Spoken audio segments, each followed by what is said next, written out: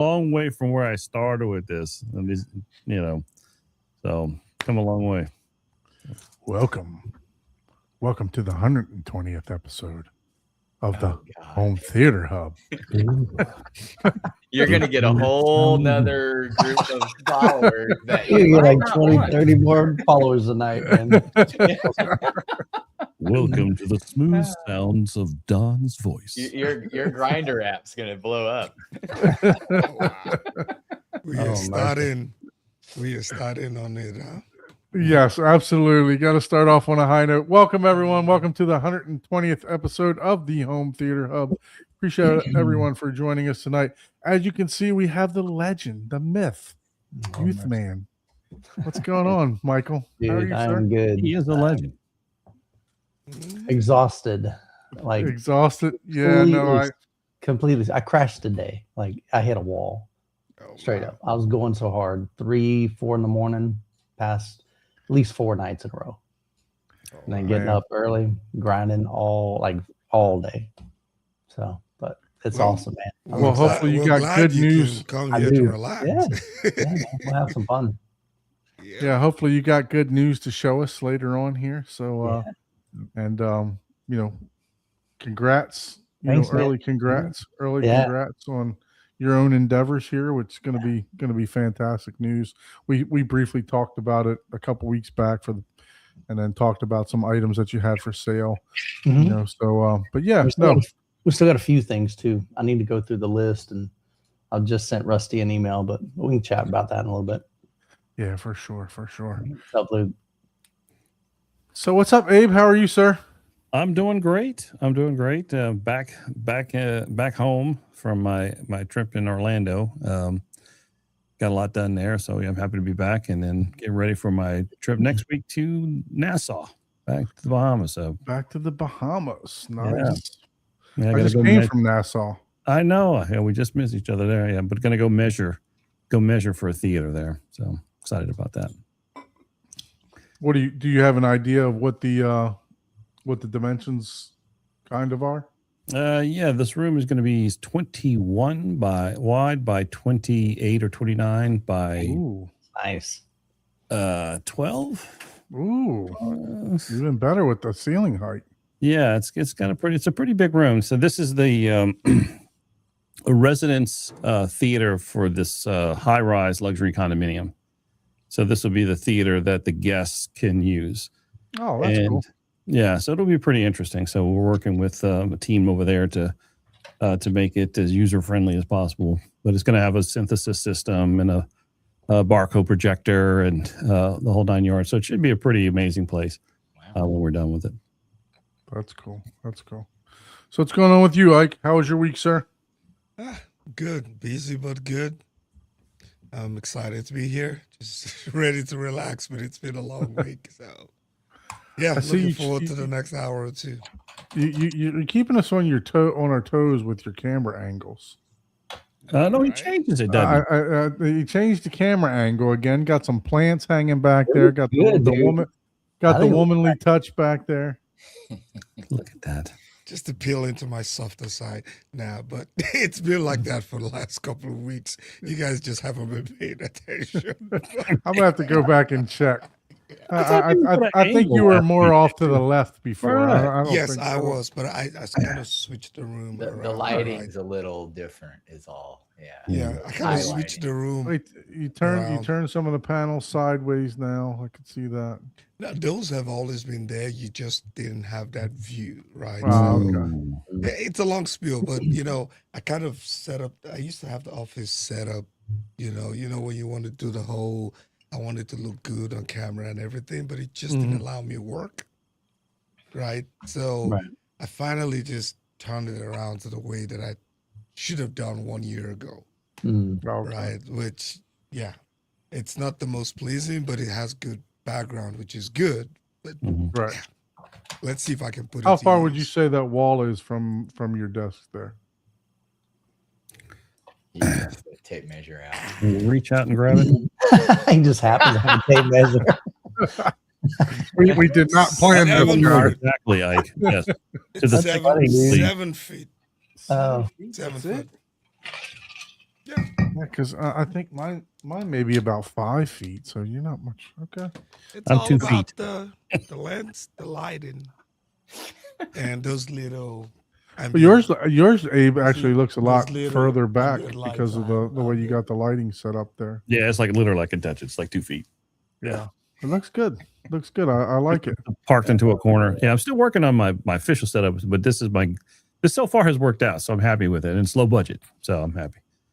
Well, not too low budget. I mean, you know, You got Well, I know Rode I know what mics you down, bought. So it's not Well, yeah. low budget is an iPhone, and and that's it. iPhone low budget. That's iPhone is like that's 1300. me. Well, What I'm the low in budget guy. the podcaster world, I mean, Yeah, people I'm are- the low budget guy. I'm using and it's not that my iPhone's a low budget. It's just right.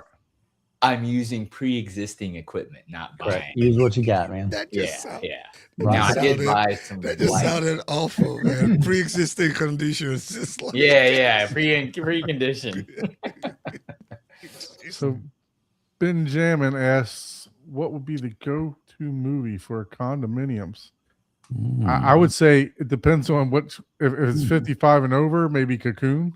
Yeah, that's exactly what I was thinking. I was like, it depends on the area, man. It could be Cocoon or. Yeah. No. So Amazing it stories just depends on and- your age group, right? I guess so. Mhm. Is it a senior Could be Magic Mike, You never know. condominium, Abe, that you're doing, or is it just everybody? For Oh, no, so it's in the lobby. It's in the lobby of this luxury high rise. It's So, an like, HOA community. Oh, luxury high rise. Yeah, it's a luxury high rise. So like in the like lobby, condos. there's a spa, and then there's the theater, and then there's a whole bunch of other little things for the residents who live there. So yeah, and it was kind of nice because originally they were just going to do like a little boring looking media room, and I begged and pleaded with the builder. I said, please give us a shot at this. I mean, you're just not doing it justice. And so after a year of working on this guy, he finally said, just go ahead. Okay, give us a bid, design it. And so I finally wore him down after about a year. So it should be probably one of the nicest ones in any of those luxury high rises there. So I'm excited. Nice. So you don't have any renderings or anything like that. You're just going straight to. I can dig that up. Oh yeah, we'll get to that later. Yeah. Okay. Yeah, I'll have that in the ready. There we go. There we go. And Paul, how about you? How was your week, sir? My week was great, except today when I went for my walk. Oh. My 5-mile walk. I got stung by a wasp 100 feet into my walk. I was like, oh, 100 feet. yeah. I wouldn't have made it to 102 feet. What do you mean? Don, you would have turned around and went back home, Did you buddy. talk about? It I was just hurt about to for the ask. first Did you quarter go mile. back I was home? like, maybe I should turn around and ice it because I was like, oh man, it's getting worse. And we had like a sales kickoff meeting at work today, and it was all the first 20 minutes was like inspirational motivator speeches and stuff like that. I could have listened to all that for 20 minutes, got stung by a wasp, and went home and sat my ass home. So, Yeah, that would have been my 100-foot walk, man. There's no way I'd have made it half a No. mile. Oh man, I literally crossed the street, didn't even make it to the end of my little lot, and I was like, ah. And at first, I didn't know what it was. I just thought it was a little muscle twitch or something, and until it, you feel the venom going in, and then you're like, ah, and I saw it fly away as I was trying to swat it away, and You're cursing at it. wow. yeah. Well, at first I was like, man, did that get me? Because I didn't think it actually got me until about 5 steps later, and then I was like, oh, ah. Oh, yeah. It's That like, hurt. oh god. Was it Yellow Jacket or was it? Oh, like, I have no idea. It was it just Paul didn't disappeared. stick around to find out, Don. Yeah. Yeah, I that's was true. my speed walking. That mile was Yeah. went from 16 and a half to that was back to my 12-minute mile walk. It's like zzz, I'm out of here. It was windy too, so it got blown away. We have 45-mile-an-hour wind gusts today Wow. flying Yeah. around. So Getting a nor'easter in there. Yeah, I know. I was like, Or "Dang." Nor'wester, I should say. Yeah, no. Yeah, that's not normal for this Yeah. area for sure. I mean, we've had some windy days though, but anyways, other than that, yeah, everything's good. So Look at Scott. Look at Scott in the One chat, more. man. What's up, Scott? How are you, sir? Haven't talked to you for a while. Been following your progress I with know. your obnoxious amount of 24-inch subwoofers that you got going on over there. well, yeah, room 24s. That's Yeah, you gotta have an even number. room right? looks great, man. The room looks fantastic so far. I was checking out some of the videos yesterday, so thanks for tuning in. Appreciate you guys. I hope some of those are on like the ceiling, like above you. I don't want to be under it. I trust Scott, but I don't want to be Yeah, under it. exactly. I Nobody trust Scott, but with 24s, I'm not Yeah. sitting. It's funny. I'm going to be Oh, 2 man. feet away from every speaker. Well, look, I want to thank everyone that's joining us from Youthman's channel. Thank you so much for streaming Youthman, our podcast. Those of you that don't know us, it's myself, Ike, Paul, and Abe has recently joined us. But well, not recently, probably about 6 months ago now, right? Abe, probably being like a regular on the show. We host every Thursday night podcast at 9:30. We generally try Yeah. to do home theater tours remotely. So that's our niche. It has dried up a little bit, but if you guys would like to be a guest on the show to show off your wonderful home theater, please send us an email to hometheaterhublive@gmail.com. We'd love to feature you and your theater on the channel. And basically you just take your phone, or you can even have some still pictures, and we just talk about your theater and what made you choose to do certain things, and why you chose certain equipment. So yeah, definitely appreciate everyone new joining the channel tonight. Thank you so much. Thanks again, Youthman, for streaming this on your channel. Appreciate you so much. Yeah. And I'll just add to that, right? Regardless of what phase your home theater is, you're welcome. Yeah. Whether you're on the construction phase, pre-construction, it's complete, regardless of the style, right? We've had all kinds of home theaters, right? Yeah, and as you can low see, this is our ends to 120th high ends. episode. Mhm. Yeah. So feel free to join us. Yeah, I would say we've probably done about, if you go back and check us out, we've probably done about, I don't know, maybe at least 80, 70, 80 home theater tours on here. So really appreciate it. And every guest that has been on the show. So, but yeah, we prefer, to see, it doesn't matter if you have a sound bar, it doesn't matter if you have, the most high-end theater, Wilson, whatever you're enjoying, we want to enjoy with you too, just to help expand this hobby. Yeah. And speaking of expanding the hobby, the inspiration for expanding the hobby, Mr. Youthman and Community AV. So what's going on with that? Tell us a little bit about that. It has been a wild ride. Year and a half ago, we started a business, me and my two business partners, and we amassed a ton of inventory, and was building a brand, doing great, having fun. I was going to move. Housing market kind of crashed, and in Florida didn't really sell, and so that hit the brakes, and long story short, April 1st, just a few days ago, we closed down the business. We've been selling off inventory. Basically, we stopped buying new inventory about 3 months ago is when we decided, you know what, let's just go ahead and kind of like refocus. Matt's going to go all in on Obsessed Garage. And then, I was like, man, I'm having a blast doing this. I don't want to, I enjoy getting on the phone with customers. I enjoy doing what Abe is talking about. Even that it might be a long time down the road, but now he gets an opportunity to help somebody build their dream system. How cool is that? So Absolutely. I've just really enjoyed that process. And it's more than just, I'm finding it's more than the gear. Like it's the relationships. And so what's interesting is when we closed just a couple of days ago, I launched a new company. And I really didn't want to how to say this. I didn't want to like promote it until we basically said we're done. I wanted to honor my business partners. I respect both of them. The great thing is we're still great friends. It wasn't like this divorce kind of, you suck, or, it wasn't any of that. It wasn't nasty. It was super civil. We're just all going, different directions, and that's cool. Nothing wrong with that. We tried something, and although it was profitable, I mean, absolutely, it's funny. I got a comment the other day. It said, yeah, they closed because he went bankrupt. No, we didn't go bankrupt at all. And I think somebody said something like, yeah, he couldn't pay the bills or something like that. All our bills are paid, buddy. We had $450,000 in inventory that were paid for. So no, we're not broke. But when you have to keep a massive amount of inventory, so that's holding up capital.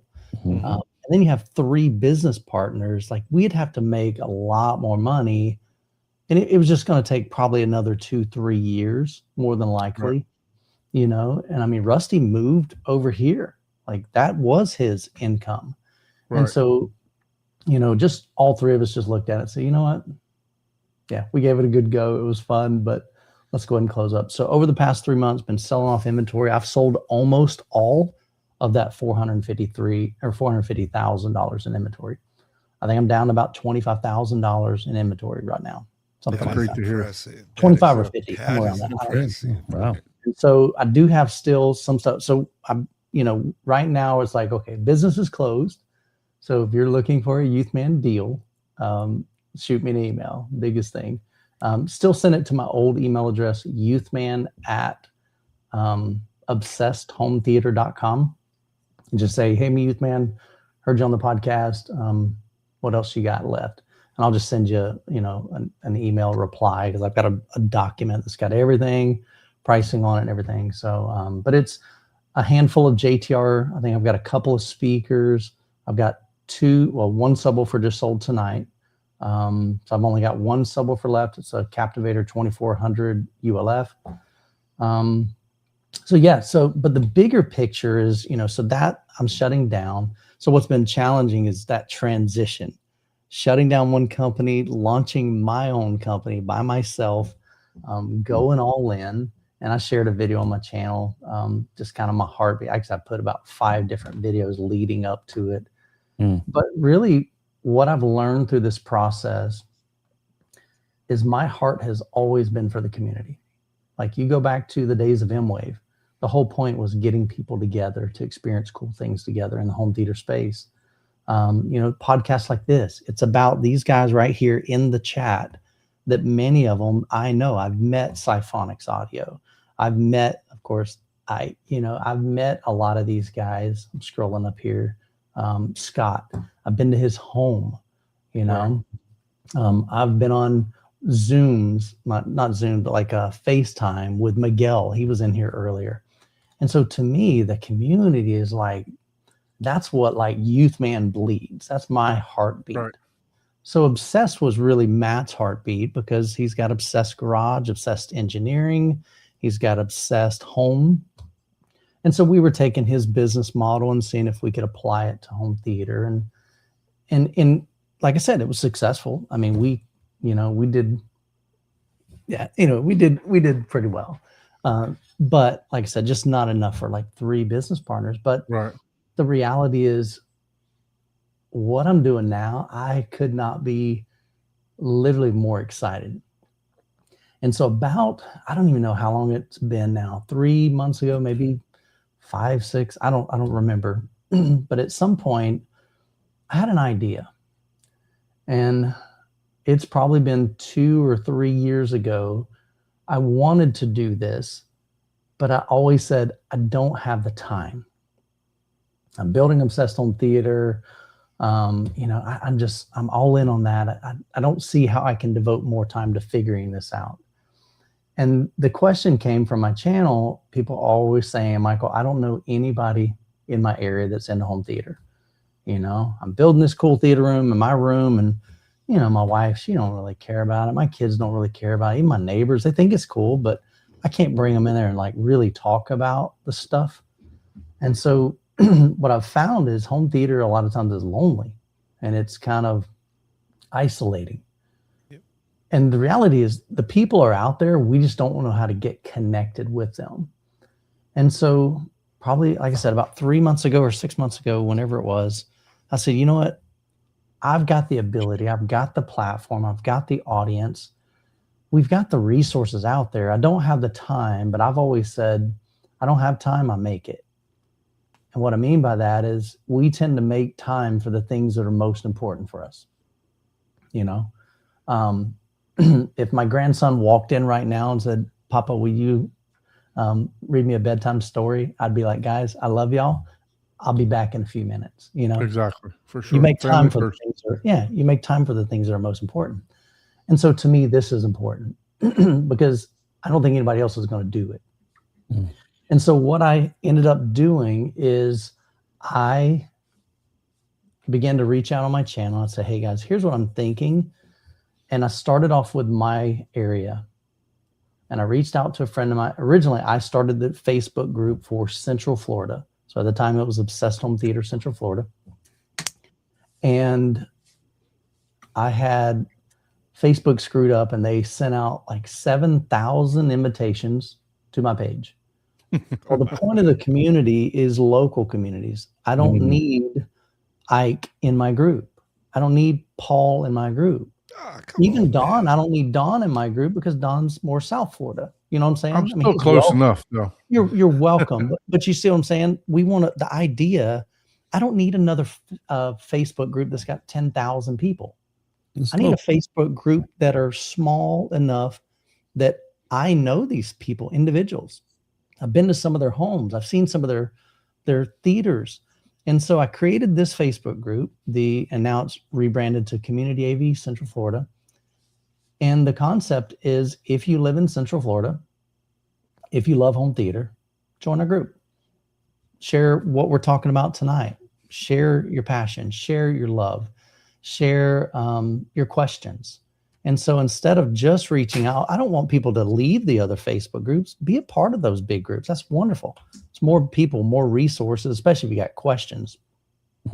But the heartbeat behind the community aspect of it is I want to get people connected in real homes, in, you know, having real demos and real experiences in home theater and just doing life together. And so, you know, people are coming together. It was funny because I ended up hosting my first meetup in my home in January. And at the end of that day, you know, we stayed several hours in my house. We did demos in my theater room. We did demos in my living room. And it was about 20 guys over, I think 20, 25 maybe. And at the end of it, I said, hey, I've shared with you today what I want to see happen. And I'd love to do this monthly. Who would be willing to be next? And the guy goes, I'd be glad to be next. And so I'm like, cool, figure it out, put it on the calendar. And then in the Facebook group, you just create an event, put the date, you put your details, what you got in your theater, and then people can sign up. Hey, I want to come to that. I want to come hang out. And so it started there. So we did one in January. Then we did one. So I'm like in between Tampa and Orlando. The second one we did over in near, say, Tampa. And then the third one we did over in close to Orlando area, Benny's house. And then the fourth one, we're going down to Chuck's house. So he's down like St. Parish. Parish, yeah. So, you know, so we've got guys and I've got like one or two others are like, yeah, man, I'm getting my theater room ready. I want to have some dudes over. I've already called Chuck. I see So the my group Central is- Florida group. You should put it on the calendar that you're gonna go see Don's house next week. Then he might actually finish his But I see the Central Florida So group. here's the the Central thing. Florida group has 147 146 members, yeah. So That is great. this was the South Florida group. We met up at Bill's house. Yeah. Like 2 weeks ago, right? So we did it on a Friday night, and I'm trying to get a week together that we can come to my house. And what I Who's want to the guy do, in the hot pink shirts? That's they're like orange shorts. They're not hot pink. You need to get your retinas checked. They're coral. They're coral. They're- Florida pink. So, but yeah, no, we did this, and I mean, what a fantastic time that I'm meeting these guys, right, and just talking home theater, talking shop, sharing each other's, builds and just equipment and everything else. It was like you said, Mike.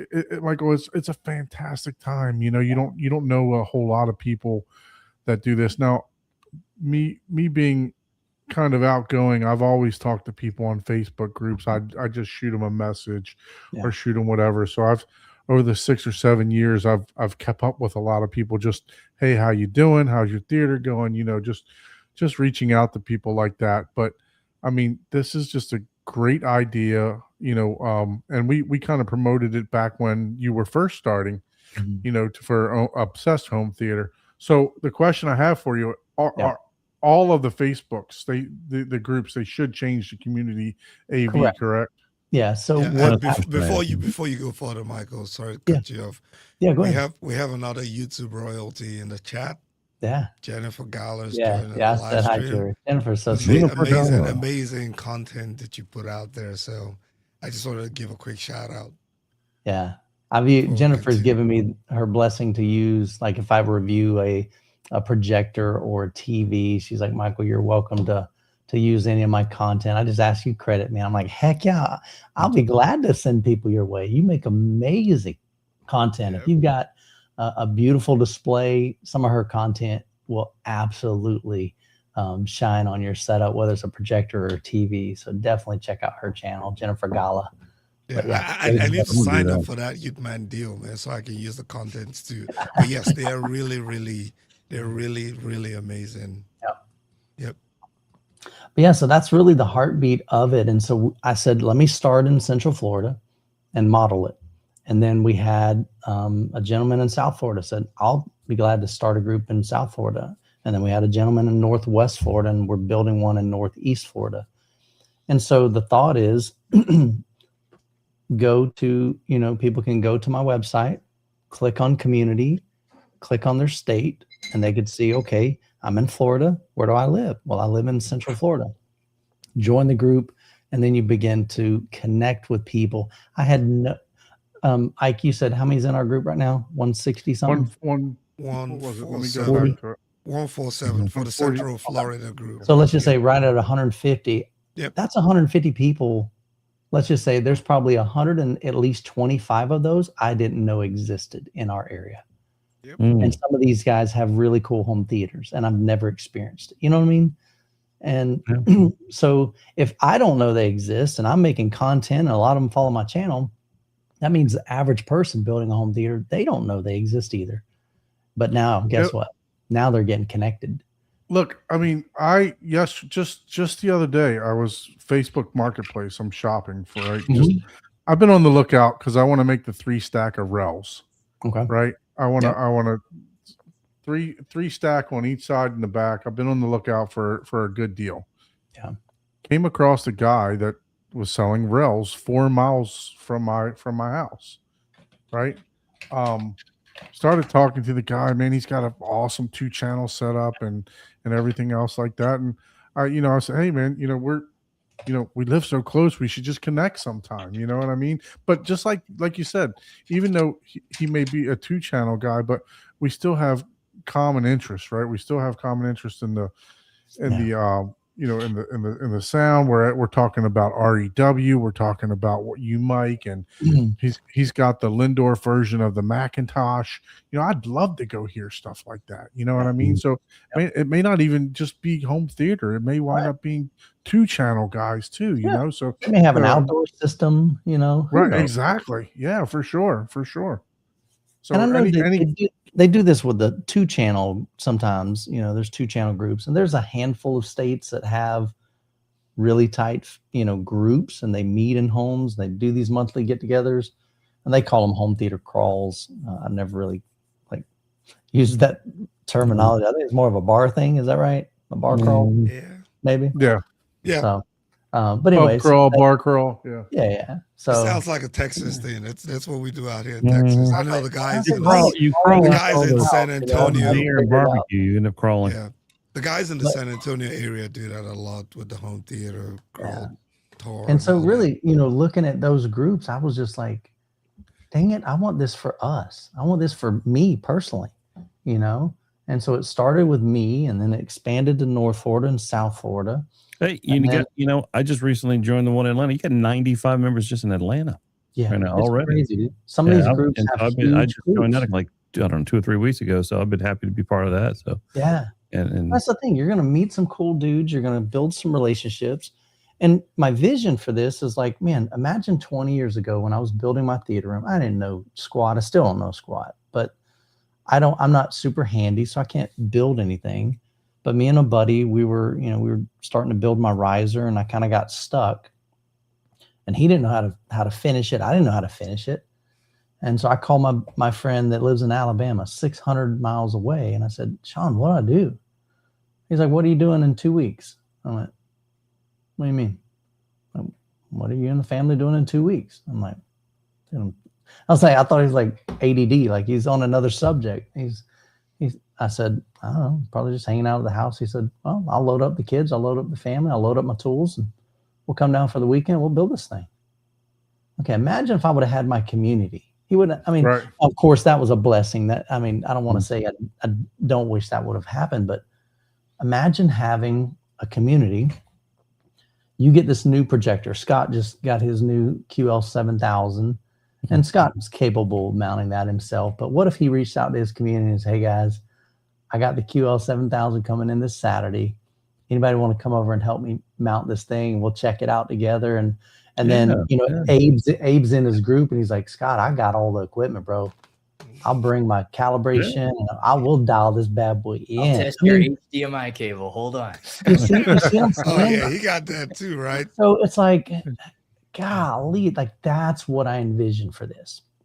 And so, I created a page on the website.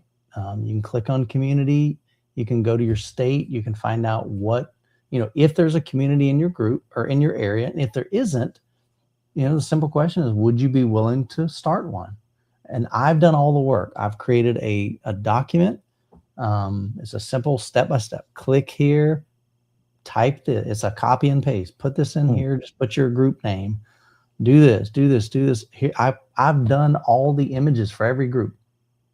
It's like, you don't have to do nothing. I physically cannot set up 50, 60, 80, Right. 100, 300. It's going to be 300 plus, once we get because there could be in Texas, I could see you guys having 10 or 15, Man. maybe even Oh, 20 easy. groups in Texas. one in Katy and one in Houston. Yeah. probably two or three just in Houston. Right. With the proximity. So I think that this thing could really, really, really be huge, but the idea is to become small communities. I'm doing the is it called the antithesis? That's a big word for me. I'm doing the antithesis of what most people are doing. Most people are trying to grow a massive following on Facebook. I'm not after that.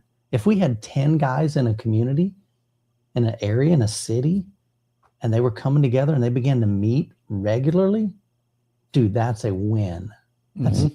That's all I'm after. And so I'm finally providing one place that people can go, one resource, one database that says, hey, where are these groups? I need to find some people in my area.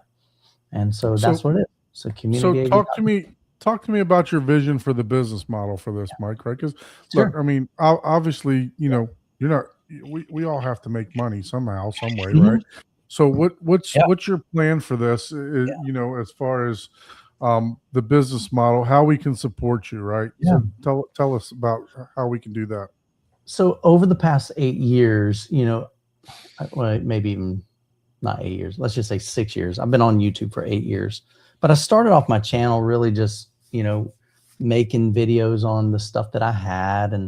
And then eventually I reached out to Clips and, cause I owned a bunch of Clips and I was a moderator, and they sent me some speakers. And cause I told them, I said, hey, I think I could do a series of videos on this, I'm the only one that I know that has version 1 and 2, and you're making version 3, and I think it'd be cool. And they were like, that'd be great. I'm like, that's insane. I can't believe you'd send me some speakers. Mhm. They sent me some speakers. I made 10 videos out of it. And I found I fell in love with what I was doing. I found a love for sharing via video what I'm doing and my passion. And then I found there were other guys getting inspired to do something in their home. And then I'm answering questions. I used to do this on the forums. You know, I'd spend hours and hours and hours every single day typing, answering the same questions, typing. And I'm like, what if I made a video answering that? Then I can send a link and go, I don't have to tell them, you know what I'm saying? Right. So it's like a time saver. But I found I fell in love with that. And so the business model of Community AV is continuing to pursue what I love, which is home theater, figuring out the products that I get a luxury that most consumers don't. Most consumers will never get, let's do what I'm doing right now. Most consumers will never have a Sofa Baton, an Unfolded Circle Remote 3, an Ava Cinema remote. I had a Cantana, I forget, RS90. That one I wasn't really excited about, so I'm not doing a video on that one. But anyway, so I had like 5, and then there was another brand that sent me one. I didn't do a video on that either because I didn't like it. I'm like, this is not for consumers. This might be for Abe, but Abe's going to have to figure that crap out. You know what I'm saying? Well, what I'm saying is like, it's really a dealer model. It's not for the masses. It's not. And I'm like, this is janky, and it's kind of, yeah, it just wasn't great. So I'm like, no thanks. But these other 3, I'm like, okay, like I can see a fit for this, you know, but most consumers don't have that luxury. So I want to continue to do that. You know, originally when I started Obsessed Home Theater and we became a dealer for some of these brands, they're like, oh, that's a conflict of interest because now you're a dealer. And of course you're going. I'm like, okay, whatever. I'm sharing what I love and what I've found that works well. And if we choose to be a dealer for it, it's because I'm willing to put my name on that. Right. You know? Yeah. And I said, whether I'm a dealer for it or I'm sending you an Amazon affiliate link, I'm doing the same dang thing. Right. Right. You know? I'm saying, hey, I think this is kind of a cool product. You ought to go buy it. Hey, would you do me a solid? If you got excited, if you learned something, if you made a decision because of my video to buy this thing, here's a link, whether it's to Amazon. But what I found, Amazon, guess what? They give me a little 3% thank you. Here's a tip. And guess what I'm doing? I'm building Amazon's business. You know, when you click on my Crutchfield link, guess what? You go buy from Crutchfield. Crutchfield sends me a little whopping, 4%. Here's a tip, Michael. Thank you for building our business and our brand. And so the whole business model is like, well, what if instead of doing that, I become the guy that they buy from? I become, you know, the person that if you found value in my channel, if I've reviewed these and I said, here's the pluses, here's the negatives, here's the quirks. And then if you think, hey, I'm still cool with that. You know, I've had plenty of people buy stuff that I'm thinking after this review, ain't nobody gonna buy this, you know, because I'm honest. I'm like, look, here's the issues I ran into during setup. I couldn't get it to do this. And they're like, you know what? I can deal with that. It still meets my needs.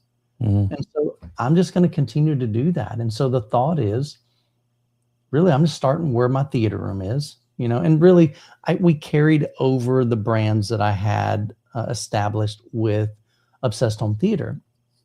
The challenge with Obsessed Home Theater is in order to really endorse and become a dealer, it's more than just becoming a dealer. It's like, we got to carry like inventory of this stuff. Yeah. And so if we've got $450,000 in this other stuff, well, how do we add per listen to the mix? How do we add, even the budget friendly? And it's like, okay, we're running out of money, you know, it's like, so it was just challenging. So the great thing with this is I can continue to endorse and say, look, I like this product. And here's videos that'll teach you how to use this product and set it up. Like I just posted a video today of the Sofa Baton. It's over an hour long. Now, some people are like, I ain't watching an hour video. I Right. can guarantee you this will be a incredible resource for anybody that buys that remote, because I For walk sure. step by step. And so they don't even have to watch the whole video. I got chapter mark. Wait, I forgot to do chapter markers. I got to do that tonight. Hey, Dadgummit. talking Man. about that remote. Dadgummit. I'm sorry. That remote has replaced my Harmony, man. Yeah. I've heard good things about that I'm remote. actually very impressed. Their original one kind of stunk. Yeah, the original one was just trash. Like the X1 one? was pretty rough. X1 S, much more stable, but didn't have the features that like Harmony had. Yeah. And then thanks, Luke. I appreciate that, brother. And then but the X1, I'm sorry, the X2, they added everything that I was hoping they would add, touchscreen, the dock. And then they had some cool things I didn't know. The thing's made of like aluminum. So when you pick it up, it doesn't feel like, cheap Feels stuff premium. from, Yeah. It's premium. it's like this thing feels like a legit remote, even better than my Harmony. Harmony's just straight up plastic, Nice. And so what I like about them is they're doing something like they're listening to customers, they're Yep. listening to reviewers or content creators or whatever you want to call us, and they're Beta taking, testers. yeah, no, but they're taking that feedback They're and taking going, that okay, feedback and they're making real Well, time they're, updates. yeah, they're actively listening to the how feedback. can we make this thing better for consumers? Yeah. Right. And what's cool too is like their customer service seems to be pretty cool, because there have been times that people have reached out on my channel and I reach out to them and they will reach out directly to them on Mhm. my channel going, hey, get in contact with us. We'd love to see if we can help you out. That's awesome. Yeah, That's I great. made I provided 2 feedbacks and they implemented in the next update they had. Yeah. I was like, So, wow, okay. I mean, they should be paying Ike royalties for that's value, man. Yeah. So, So but that, what the business about model, back to your original question, the business model is like, look, I'm a dealer still for these brands. Now, some of them I had to pull down, like MadVR. And the reason is MadVR really needs you to be like, you got to be kind of one-on-one with. I don't have the time to devote to that. Now, Yeah. down the road, as I begin to, generate more revenue with the business, I might be able to hire an Ike to be, I mean, like literally from 9 a.m. to whatever, Ike is available. These are our hours. You can call if you need support, and I can walk you through. He can dial into your system. I just don't have the ability. I can't build a business. That's run a Abe YouTube, right now. You know what I'm saying? Or yeah, I'm but the you Mad know, VR guy. yeah. So, so yeah. I don't think I don't know. No, I don't think I'm Mad VR. No, because I'm losing my mind here. So we were a dealer with Mad VR, but now it's still on the back end of the website. So if I ever need to bring it back, that's what I guess where I was going with that. Yeah. So What about the website itself, right? Yeah. I mean, is it going to be? Do you need advertisers? Do you need help? Do you need? I mean, you would think like these type of websites that the AV websites, the forums and stuff. They constantly have ads and stuff going there. I mean, I would think that would be, a good source too. That's a good question. Yeah, I was kind of curious. Is that a revenue source? Is that I don't know yet, truthfully. So if you don't mind, John, if you want to pull up the website, I'll just show you. Communityav.com. So the business here's the truth. Youthman, like I've been doing this for 8 years. It pays my bills. Mm-hmm. I've got a bunch of different revenue streams from Youthman. So, we've got the Google AdSense. So the ads that play in the video, that helps us as creators. The affiliate links, if I link to Crutchfield or whoever, that helps pay some bills. Patreon is a monthly subscription. That helps pay some bills. The Sofa Badon sponsored video that I just posted today, that pays some bills. When I go to Cedia, you see what I'm saying? So Youthman is taking care of Michael's bills. Like I'm able to put my girls, I got 2 girls that we're paying through nursing school right now. We paid for my daughter's wedding. And oh my gosh, I need a break from before we do the next one, because that was expensive. Oh my God, yeah. So, so my bills are paid. And so here's what I love about this new, and you can already tell I'm getting really excited. So with Community AV, I don't feel like I've got to make sales. You That's see what right. I'm saying? Yeah, for sure. Like It's I not don't, the I don't, main I don't, focus. Yeah. I don't need this. Yeah. And so the great thing is now on my channel, I just get to make videos on whatever the heck I want. Yeah. You know, if I don't sell the brand, cool, not a big deal. You know what I Yeah. mean? Especially if you're not you're not piling up the inventory. Yeah, I don't right? have the That takes inventory. away a lot Right. of pressure. It takes the A lot of- pressure, it takes the stress. Yeah. And so with I mean, with look, even a guy like Abe, right? Abe, am I speaking out of turn here by saying that you don't stock like tons of inventory? No, everything is project based. So Right. yeah. So we design the system, and then we, once we get the approval, then we buy everything. It's all per project. Yeah. I mean, I'll do some things. And in look, even if inventory. you go to Best Buy, if you want to get a pair of speakers, more than likely they got to send them from their warehouse. They gotta- normally yeah, don't have them yeah. unless it's clips that they carry. They have some Yeah. stuff like that. But if you're looking at B&W, Martin Logan, anything like that, Synthesis or anything like, there's no need to Yeah. carry that stuff. yeah, It's they over. they Barcode. order. You Yeah. know, Yeah, so So- I think that it's going to allow me to really chase my passion, which is the community aspect of it. It Mhm. allows me to really pour into the community, to provide value to them by creating this network that they can get plugged in with, providing a free resource, so that they could find a group in their area. And then it's also going to allow me to build the brands that I love a whole lot quicker, because I don't have to buy them and stock them and figure out all that stuff. It's like, you know what? And here's the thing, I still want to do curated. And what I mean by that is I don't want to, and no offense to Abe, I have no idea your business model, but there are some dealers that, like, no matter what you want, they've got access to it and they'll sell you anything and they've got everything, and nothing wrong with that. I want people to be able to come to a website that says, you know what, Michael, there's like 15, 20 different AVRs out there. Can you just help me? Can you tell me, help me narrow it down? Mm. That's Well, really what similar to what you do, you really test the equipment, and we do the same thing here. And I really only promote what I like, Yeah. what has worked for me. that's awesome. And I've done enough of these theaters with this particular component Mhm. that I know how it's going to perform in that room. And Nice. I've built up a library in my head of what works based on what Yeah. room. Yeah. And so I agree with that, promote what works, because what's a good fit for the room. Yeah. Based on experience. Yeah. And I've done, like Don, y'all have done a bunch of tours. Well, I've done over 100 home theater tours in person and filmed and spent time with. And I don't claim to be the expert. I've never claimed that on my channel. I really represent the common guy. I represent the guy that's just nuts about this stuff and loves it and is just so passionate about it. But I've experienced a lot, so I know what I like. And so, yeah, awesome, man. I'm so glad of your group, man. Yeah, that's 95 years in Atlanta. And so the reality is, it removes that pressure. It allows me to really chase what excites me and fires me up. Mhm. And that's built like getting people together. And if I can do that, if I can be the conduit that makes that happen, that's super rewarding. Mhm. And, earlier, Don, you were saying business model. At 12:01 a.m., I had my first order. I had a guy, I was fulfilling an order through Obsessed Home Theater. And he's like, I want to be your number one.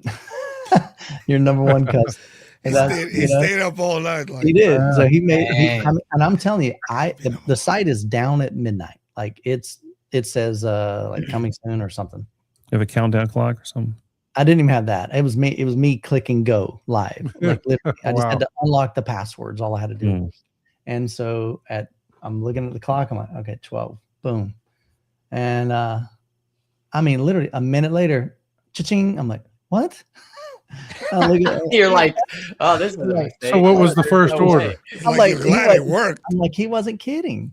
Wow. And so he So ordered, what was the first order? What first did he order was just it was $6,000. Wow. Hey, And so, That's good for first order right at the bat there. So the second order, I'm fulfilling pretty much probably within the next, like literally in the next day, will be a Kaleidoscape 120 terabyte server. Oh There man, you go. I might have to buy a There you Kaleidoscape go. from you, I Michael. know, right? I know this other guy, but I don't trust him. And then I have- There's like two guys on here, and you're jumping ship right now. I'm just I kidding. know, look at that. Oh, man. I wasn't interested in it until Michael started selling it. Now I might buy one. so Speaking of Kaleidoscape, did you guys hear? Yeah. They have a We'll new talk about it later. a new 120 terabyte Somebody's SSD. already buying it. Man, they're trying to Ooh. compete with You me. don't think you guys already got it? Dang, man. are you talking about the SSD or the H? They No, have a that's new the SSD, The 120 SSD, Okay, terabyte. I don't think I've even heard that. Mhm. Yeah. So he's buying the regular, the You 120. get on the block. Well, dang. So, yeah, so I mean, Yeah. and what's happening is I'm finding that my audience is saying, Michael, thank you. Like, thank you for teaching me. Thank you for getting me excited about the hobby. Thank you for showing me how to set up add an amplifier to an AVR, because I didn't know how to do that. Mhm. And so when I get ready to build my system, I just want to, honor the source. I want to buy from you. I'd like to support you and your business. And so if I can Oh, be a great. resource, I had a gentleman, it was last month, probably about 3 weeks ago. I had 3 conversations on the phone with him. We were talking through his system. What are your goals? And then we figured out a package. He already kind of had in mind some things that he wanted, but he had a lot of questions about some other things. And so we were walking through, and at the end of the day, he ends up wiring us $98,000. So it's like people, when you're authentic and when you're not a salesman, like I don't want to be a salesman. I just want to help you figure out what's going to work best for you. And if I can help you with that, great. If Abe can help you with that, great. I think there's enough business for all of us. I For agree. sure. 100%. Yep. And look, hey, Mike, I'm going to promote Abe here. If you need if somebody comes to you and you need a theater designer, That's I don't know if you've called a couple of our shows with what Abe does at 3D Squared and their sound panels that they build. Man, you guys can make wind up doing a good collaboration together for sure.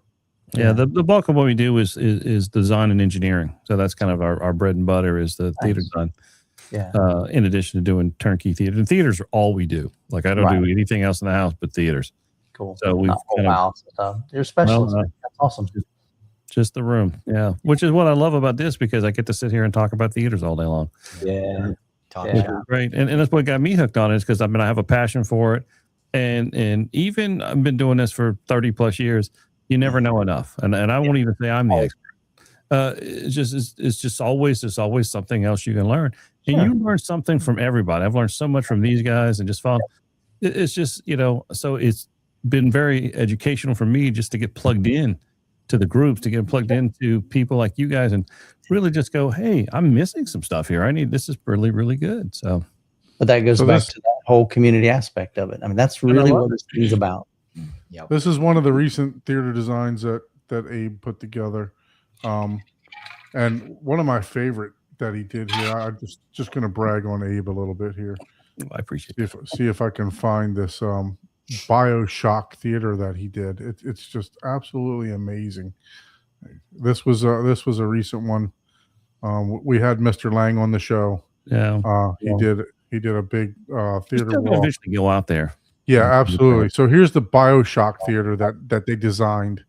I mean, just unbelievable the amount of detail and everything that went in. And Abe, It's funny, Abe. I think you probably reached out to me a long time ago. Well, about no, my business partner did. My business partner Glenn, because I told him to. I said, "Go." it and looked reach very out to familiar. you." I'm like, man, that looks familiar.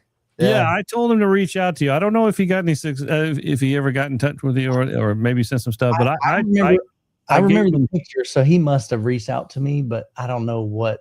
Man, I get. Well, I email. told him to reach out because I would to see if this would be something because we would love for you to come and do one of the shows where you show off the theater and show. Yeah, the home Yeah, theater so- tours. I Yeah, love the it. tour. So yeah, we definitely would invite you. Definitely, if you could do that, we would love it. Okay. Well, Um, hit me up after the show. we'll take a look at it. So Okay. Glenn maybe is do just a- not I don't do persuasive. a lot of those, but there's Glenn some is really maybe cool not stuff out there. persuasive enough. What's that? Glenn is just not too persuasive enough. You know, it's like I keep on. It's like calling me. It's like took me months to get him to call you. Yeah. So Well, it took us months to get Glenn on the show it too. takes months to get Glenn on the show too. Yeah, he's So I actually, the way I met Abe was, I was scrolling through. I had known about 3D Squared for quite some time too. I was scrolling through, and then I guess Glenn had just posted a new post to Facebook, and I was like, you know what, I need to get those guys on the show. So I called Glenn, and I said, hey, you know, I'd love to promote your business. You know, no cost whatsoever. Just come on our show. You know, I know you're local here in Boca. Please come on the show and talk about your stuff. And then he gave me Abe's number, and the rest is history. Abe's now a podcaster. He's got, you know, the Rode mic. He's bought in, man. He's bought in. Next week he's gonna have his backdrop. He's working on that. all these guys, they got me hooked on it. They got me hooked. You get hooked. You're right. It's You do get fun, hooked. dude. It's fun. really fun. You know, Yeah, it's fun. I enjoy myself. Before we move forward, there's a question I want us to address, just in case he's still or he drops off. But here, there's a guy local to me that's selling the RP. I know Youthman is a Klipsch guy. That sounds like an RP line from Klipsch. Yeah. I don't know if is. it's the Reference F. Premier. Is this the F, or is this just the regular 8,000 Yeah, for 600? Well, I think a pair? it's.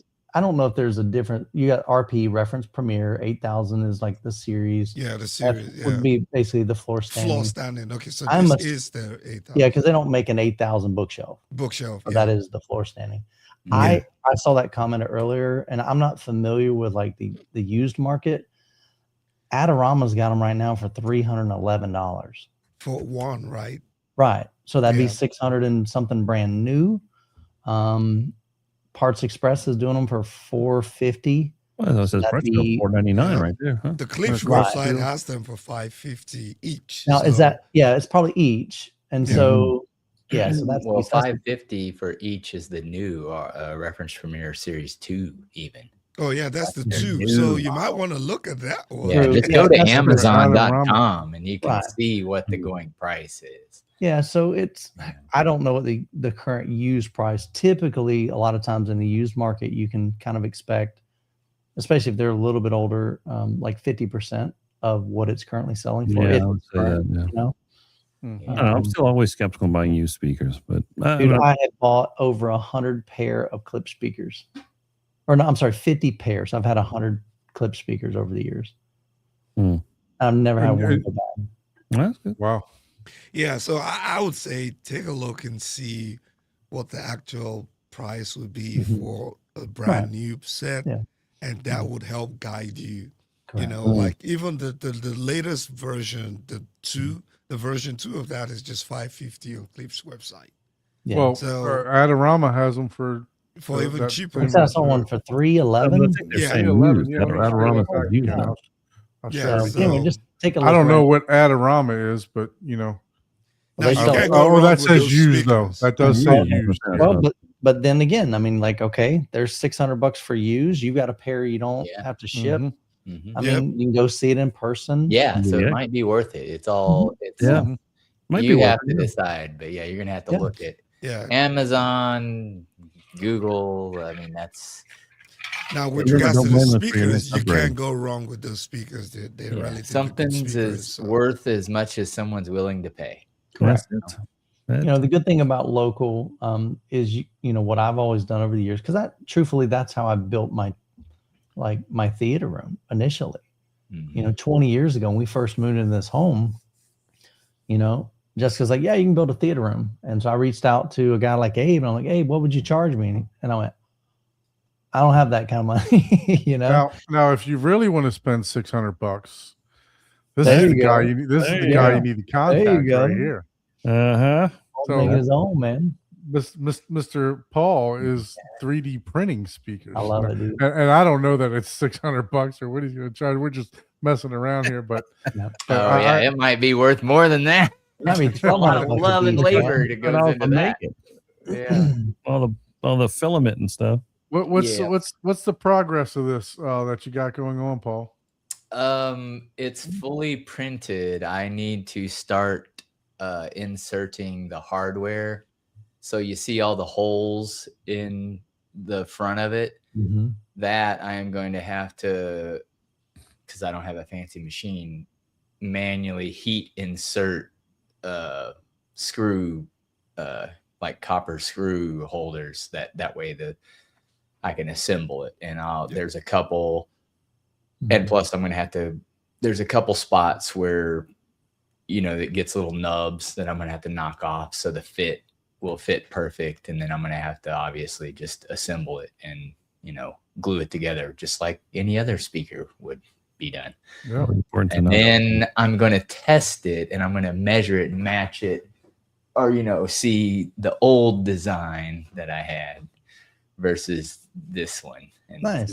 see if it does any different. And this one's all flush. Like this one looks like a legit speaker. And I am going to design and create a grill for it to where I can mount, because it has magnets built into the front of that. Nice. So that you can't see. They're hidden That's magnets. great, Paul. So Paul, is it's this a 2-way or 3-way design? it's like 2.5 type Okay. of, and I'll be changing that as well. I'm going to be messing Nice. with it. Dude, That's I'm proud of awesome, you, man. man. That's awesome. Yeah, Yeah, no, awesome. for sure. Just It's fun. it's pretty fun watching the progress and the iterations of what Oh Now, yeah, Matt- how now many Matt- mistakes can be made? I can make them all. Now imagine this. Those of you that are in Paul, if he's in a community, he might even invite you over to hear these daggum things, for sure, for sure. Look at them in person. So how cool would that be? That's the new awesome. Dutch and Dutch right there. Yeah, No. that's dope. Man. I don't even know what that is, but Dutch and Dutch is supposedly the flattest bookshelf speaker. oh, okay. Known, I thought known. that was some sort of weird position that you knew. No, definitely not. Definitely not. Definitely. I was I like, know I don't know what I that know is. you- I I'm knew you not would sure go if I there, wanted but to yeah. go Michael, there. we lost your camera. Just FYI, What's that? we Your lost your camera, camera. camera. It did that. It did that before one time. I don't even know why. Sometimes mine does that too. It'll overheat a little Stand bit. by for technical difficulty. But Yeah. yeah, no. So I'm loving watching the progress of this, and Yeah. listening to the I forgot to put the magnets in and stuff like Oh that. my So God. it's- Mhm. Yeah, it's hilarious. So- I'm like, oh my God. Sometimes you get excited and you're like, ooh, it's ready, print. And then 5 hours later, you're like, oh my God. 3 hours later. yeah. So look, I mean, looks phenomenal. But wait, I mean, I couldn't imagine the time and effort that you've put into this designing and doing everything else. So What kind of padding or insulation are you putting in the cavities, like Dacron padding or some type of Just to keep mineral or there's nothing that I really need to put in there, because the way that 3D printing works is, and a lot of people ask this, they're like, oh, is that rigid enough? There's lattice work in a 3D print. So it's not like a solid material that vibrates. It's literally like self-supporting, because it's as if you're putting support beams. Interesting. Imagine building a house and it's like, oh, I'm building, with 1 by whatever. It's like, oh, that's not strong enough. But in between every single one of those 1-bys, you're putting 1,000 support Cross, brackets across Mm. the two, and you have a 1-by every 2 inches. That's going to be stronger than your 12, your 12 by 2s, It's Paul, just- is your plan to leave it as a 3D print, or eventually like maybe have No, it's this- going to be left as a design. 3D print. And depending on how this one turns out, Mhm. I am actually going to put these in my mini theater that I'm going to build and have Okay. a fully like 5 dot, whatever .4 Atmos 3D printed speaker theater. Mhm. The first full, because there's a lot of 3D printed speakers out there. Like there's lots of people doing it. Interesting. Okay. Believe it or didn't know. not. But Yeah. I don't know 3D that print your anyone, speaker system. That's awesome. they're just doing left and right type of thing. I'm gonna do like a full. I even have VESA mount, 70 millimeter VESA mounts on the back of the speaker. So what's the name of your printer again, Paul? It's a Bamboo H2C, as in changer. It's a pretty expensive 3D printer. Nice, man. So You're gonna have to have like 10 of these, and you'll start shipping these things around the country. yeah, I mean, I'm gonna. They could sell the plans right here. You Yeah. print them. I'm gonna legally, I'm gonna have to put them up for sale regardless because of it's part of my business. So that's it. That's the law. Like in some things you have to put up. So it's like, yeah, maybe I don't want to sell them, but you got to legally put them up for sale. So it's like, yeah, $30,000. If somebody wants to buy it, I'm not going to put that much on it, but it's going to be like, it's not going to be, there's a lot of labor and that's the MSRP price, like they always put on the price tags.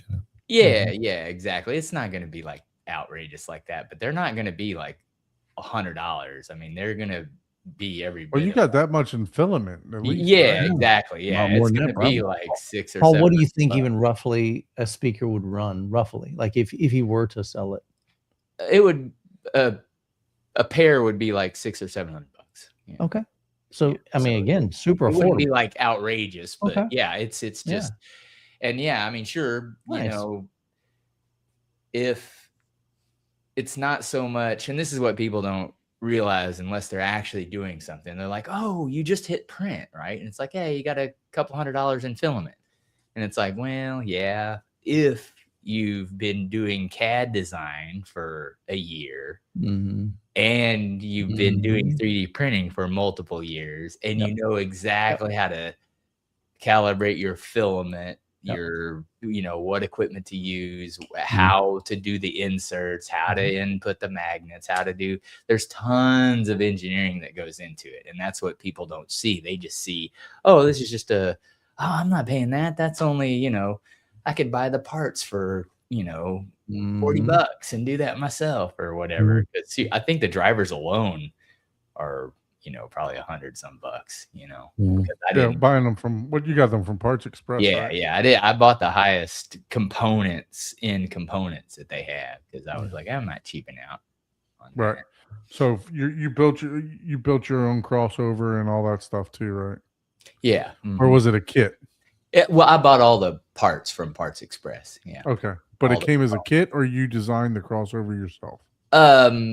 I did not design it raw. No, I did not say, okay, what's the crossover? Because that's really dependent on the drivers and the speaker sizes, and they tested all that stuff. So this is a known good crossover design for this speaker matching. Yeah. I just had the components, and all I did was design how to have them be held and placed. I'm looking forward to seeing the measurements, man. Yeah, me too. And hey, they may be even worse. That's You got to do live measurements on the show for sure. You got live reaction measurements. I would be like, what? Oh, I'll be able to tell just by listening if it's No, it's great. It's a great hobby though. So congratulations on the progress. Yeah, very good for sure. Yeah, thanks. And most people would never do that. They're like, I don't know anything about it. And like, you don't have all the answers, but you're going for it. You're just figuring it out. Yeah, that's exactly what I'm doing. It's like, I'm just gonna do it, and some people are like, oh, I need to do a waveguide. It's like, I want to, and I will do that, right? I will do one with a waveguide, but I want to do just a regular, easy, good assemble. Get one that sounds okay, sellable, usable. Yeah. You know what I mean? It's like, hey, it's the price of a Clips or Jammo, but guess what? It's the same quality. Right.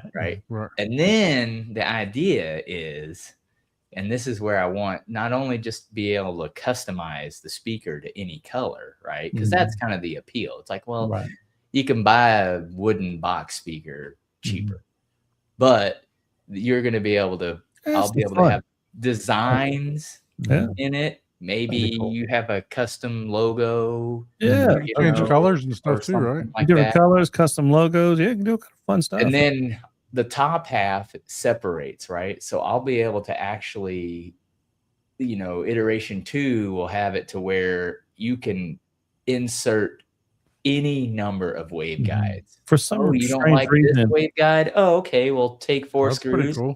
pop it Yeah. out, put this other one in. Bam. for some strange reason, I'm just imagining like a gold-plated version of one, just like have it gold-plated. Yeah, they Gold.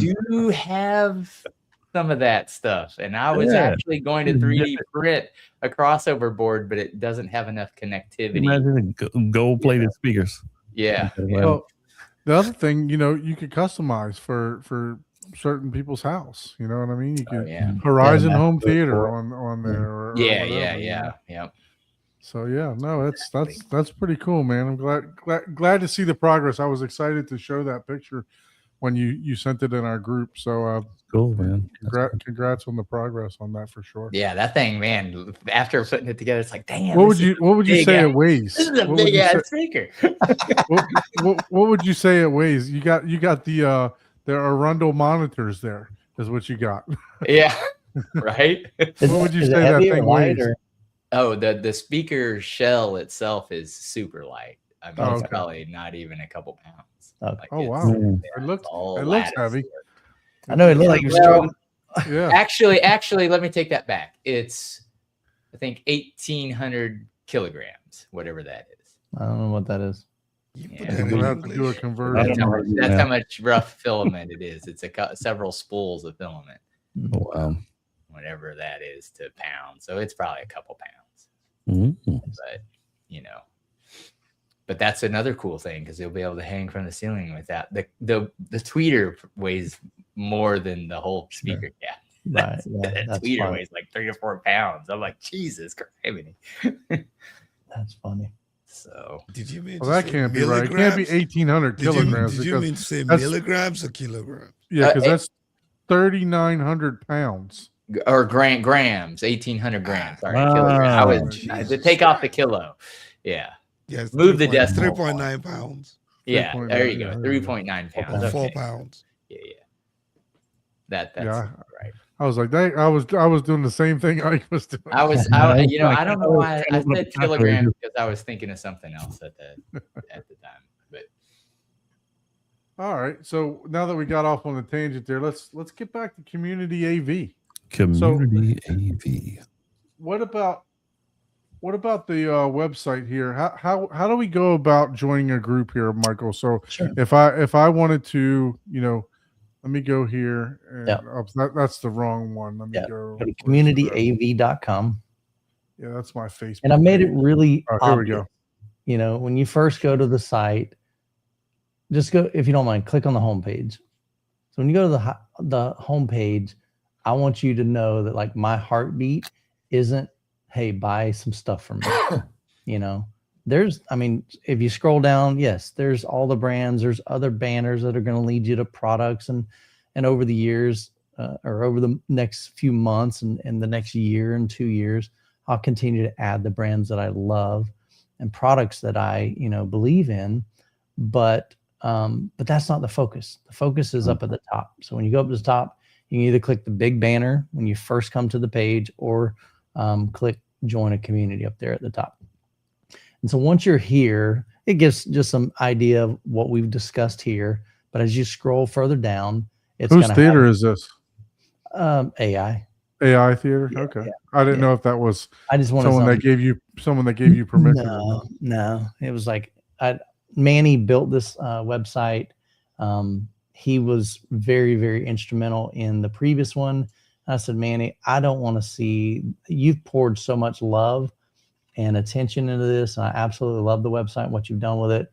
And so I hired him, and I had, like I said, my 2 business partners, their blessings to, hey, if you want to utilize the same look, style, whatever, do whatever you want to do, the content, and we all have access to the photos because we take our own photos, or at least we Okay. did, so like almost every one of the photos on any of the brands pages, we physically had those, we unboxed them, we took photos of them. So our photos look way better than JTR's photos. I can tell you that.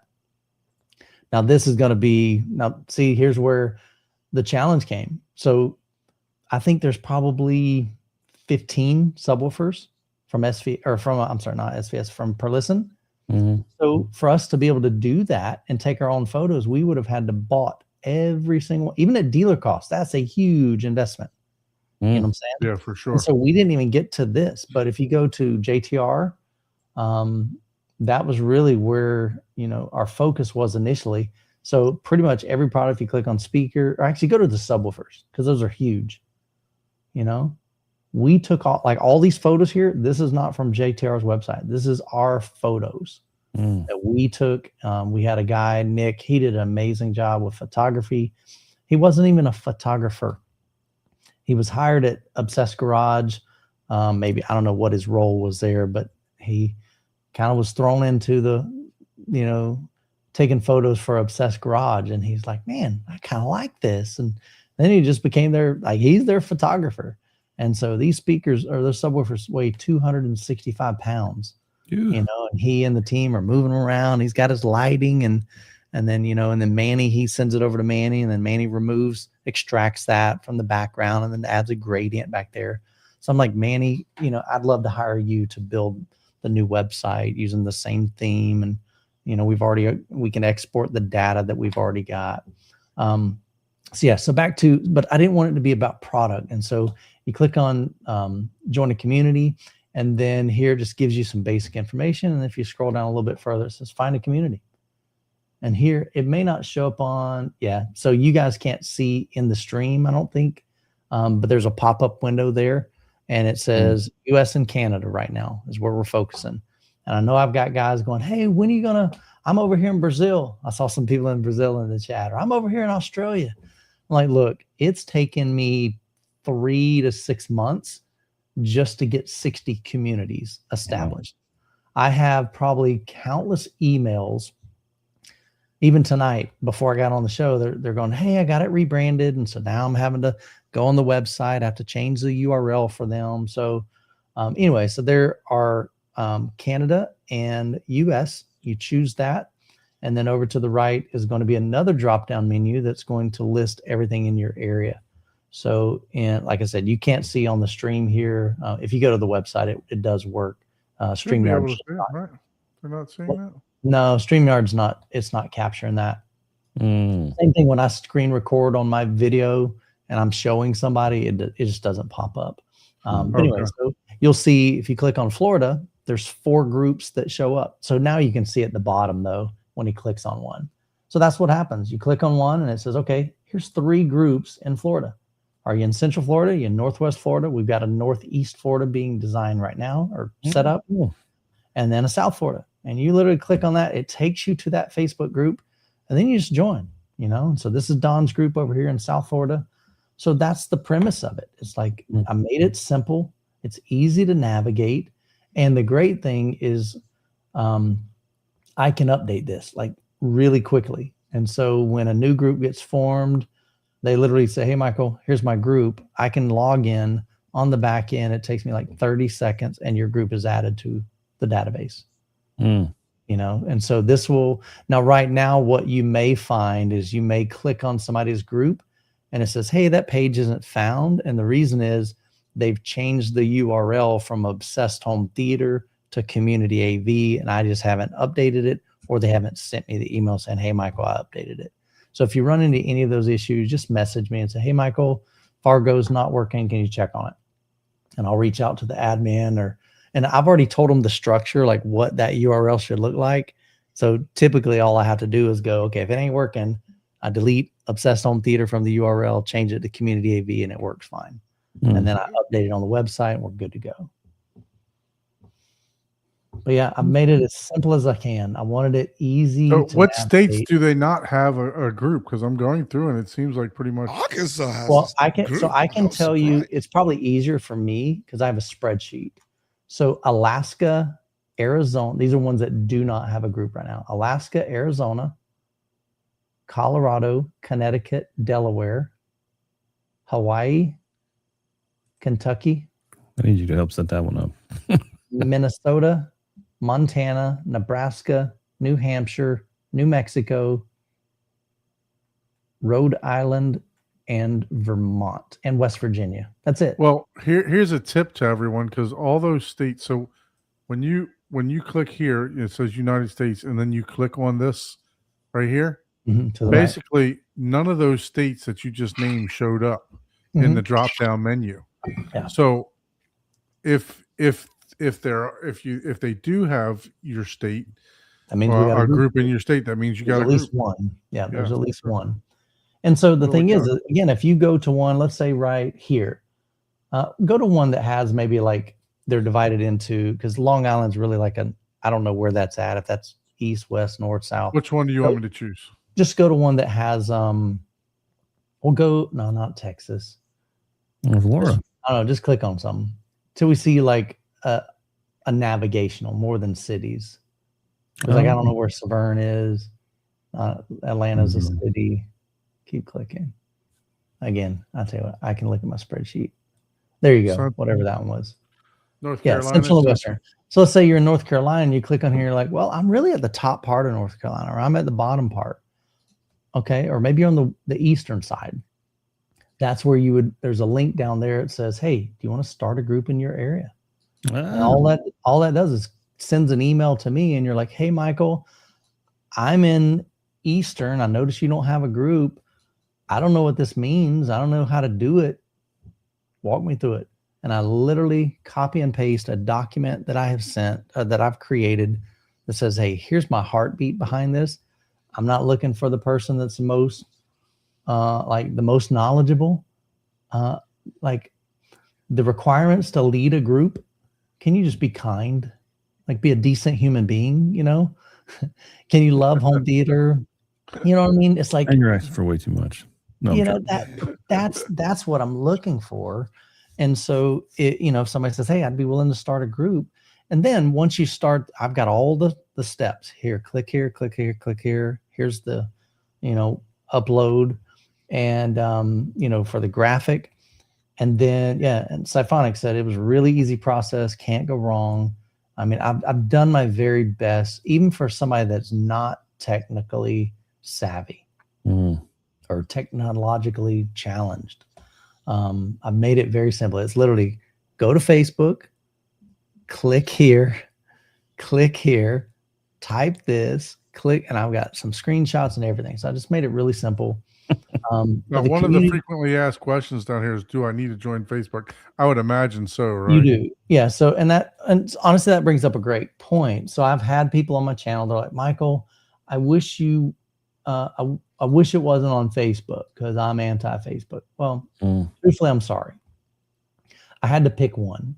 And I looked at several things. I looked at Discord. The challenge to me with Discord is it's more on the techie kind of side of things. If you got a guy that's in his 60s, he might struggle, or a lady, might struggle. Just about everybody's got Facebook. The vast majority of people. Most people have chose to opt out of it. Actually, you're right. Yeah. So, but what I'm thinking is like with Facebook, okay, we can create the group. I don't have to manage it. See, with Discord, if I did that, I would have to physically, because I'm the manager. I'd have to click. I'd have to create every one of those subgroups. I'm like, or if you built the website out, you'd have to build a page out for every one of those. Right. Yeah. I didn't want to do forums because, in my opinion, this is my opinion, I think forums are kind of it's a dying breed kind of thing. Definitely. I mean, they'll continue on forever because the people that are really active in the forum, they'll stay there. But you don't have a whole lot of new people going to forums, truthfully. Oh yeah, and the other thing I found of forums, you get those stalwarts that are stuck on those forums who just try to dominate every conversation. It's toxic. And it's toxic. It gets toxic real quick. And so you either just have to back out and just Look. That's why And I did the Discord thing, and I'll tell you what. I mean, it was just like notification after notification after notification. Bing, bing, bing, bing, bing. My phone was going crazy. I'm like, finally, I just shut it off. I'm like, I'm sure I could have shut it off a different way, but I didn't really like the navigation through the Discord. It's hard. I'm not. Yeah, I'm pretty tech. Like I build websites. I edit videos. I can figure my way around the computer, and I still. It's not intuitive to me, and I'm going, So if I'm struggling with it, there's other people that are going to struggle with it. Mm. So I chose Okay. Facebook. And the good thing is I love the fact that they can share photos easily. Mhm. They can talk easily. They can message each other easily if they want Yeah, to. they can make their own chat group too. You know. Yeah, they can create groups if they want to. And they meet a couple buddies. And then the other big thing for me is I'm encouraging these groups, hey, start monthly meetups. Mm. And so you can create an event in that group and people can sign up for the event and they can. So it just had everything. It checked all the boxes. I know it won't meet everybody's needs. I'm sorry. I will never be able to create anything that Let me meets ask you a question about Yes, it. Could this also, I was kind of thinking, could this also kind of lead into like maybe eventually like a community AV buying group, kind of like of members, based it on could volume. be. I think Yeah. you already got Youth Man Classifieds, right? Yeah, but that was because I didn't want it like filling up my main Yeah. feed. That was the only reason. Or something where you because of Sure. the volume of the members of that organization, you can cut better deals with vendors of brands we all like, that we all Correct. respect to see. Correct. And benefit that would be everybody. me being able to negotiate with those brands. Yeah, I'm and saying be down the road. I'm just thinking Yeah. maybe that's also an interesting Mhm. avenue. Sure. Yeah. And so I don't know exactly where this is going to go. Back to what I shared with Paul, this is a pretty huge step for me because most of my life, I've always had to figure stuff out before I did anything. So like in my theater room, before I cut a single hole of drywall, like, dude, I will think that over for 6 hours because I'm afraid I'm going to screw it up. And if I cut the wrong hole, the wrong place, I have no idea how to do drywall. And then, of course, I got to hire somebody, but I'm just thinking, so I will overthink something like that is just the way my brain is wired. And with this business, I'm not just going haphazard. I've got a plan, but I don't have it all figured out. Mhm. Building this Shopify thing and e-commerce and POs. I was up till 4 a.m. this morning designing my own stinking POs, purchase orders. I know you can buy them online, but I'm like, you know what? I don't know. I want to make my own, And so all these things I'm having to learn, how to navigate the back end of the store and build pages and products and invoicing and all the stuff I didn't do in my previous partnership. That wasn't my role. My role was basically I'm basically the face of the business. I'm marketing, if you want to call it that. I'm sales, customer service. I'm the front face of the business. I'm not in the back office doing the accounting stuff or the inventory stuff. But guess who's doing that crap now? This guy. Yeah, for sure. And as someone who does it all the time, I know the feeling. It could suck sometimes. Yeah. So I'm starting It's out. necessary. It's important. I don't have it all figured out, but I'm willing to stink and go for it. I'm believing in myself. And I'm telling you, these guys in the chat, Scott Friend, he's one of my patrons, Siphonics Audio, Joseph, man, I love these guys, man. These are great, great people. And the community has been stinking. I'm serious, overwhelmingly amazing. They've been super supportive. They've been encouraging. They're like, Michael, you got this. We believe in you. We're along for the ride. We're following your journey. That's cool, man. That's cool. That's really what it's about, dude. But I just want to get people connected through, through these community groups. And I've even got some big ideas of what we can do down the road as these begin to get established. And I think we could even have some local events partnering with maybe some brands. And, we come to Houston and do a weekend or wherever, Dallas or whoever. You got your pop-up bodega. Bring some tamales. I physically can't do a trade show thing. I did that for 3 years and it consumed 6 months of my life to make that happen. I mean, and the closer we get to the date, the more consumed I am with it and everything in my life suffers. Look, it's definitely a lot of work. I don't know if you guys heard Ryan the other day. He talked about, scaling it back a little bit because M-Wave is still going to happen this year, but He also talked about scaling it back, Mm. just because of travel expenses and stuff like that mainly. But yeah, Yeah. it's a big undertaking for sure. And look, I'm very appreciative for what you did, Yeah. and you continue to deliver that same message, Michael. Yeah. Yeah. That hadn't That you stood up there, changed. on the stage, and you said, "Look, this is what it's all about. It's about the community first, right?" And Yeah. you year after year, you can continue to build that same, deliver that same message, and Yeah. The message know, hadn't changed. really, So, really appreciate everything that you've done for Yeah.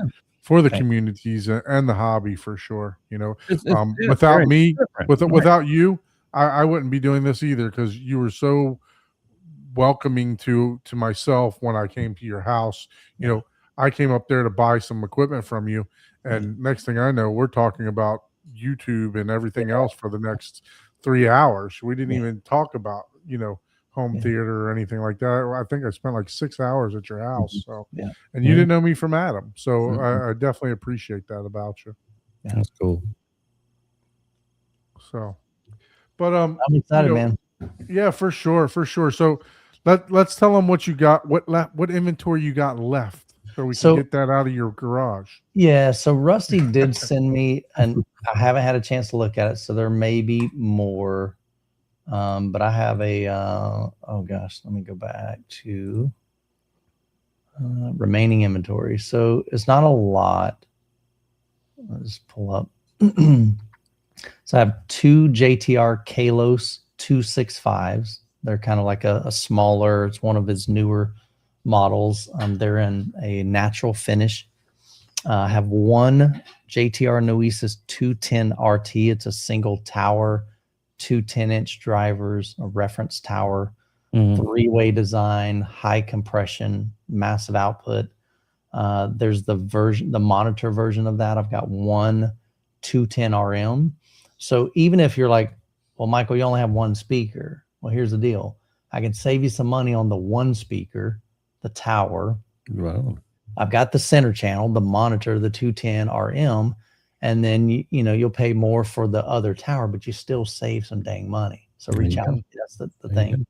I have, as of right now, I have 2 Captivator 2400s, or one of them's a 2400, one of them's a 2400 ULF. They're basically about the same. One's a little bit taller, has a little bit more cubic volume, slightly different frequency response, but not much, and output. But they're almost identical.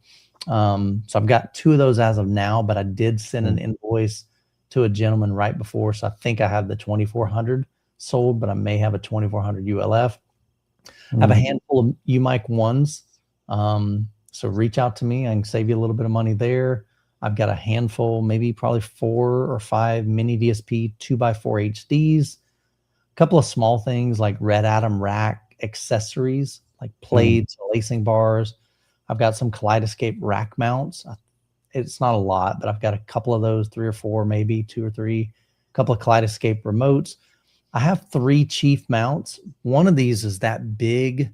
It looks like a, kind of like a cross kind of thing, but it's an Extension. anti-vibration mount. Oh yeah. It's a big Yeah. old monster, dude. It's called a CMA 348. Somebody pull that up.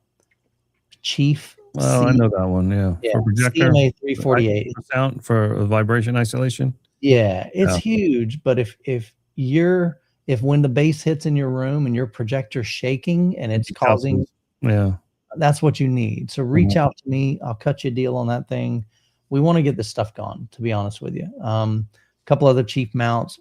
We do have t-shirts still. I've still got plenty of those. We were doing those at 50% off. Like that is, we're probably like making not even profit at that point.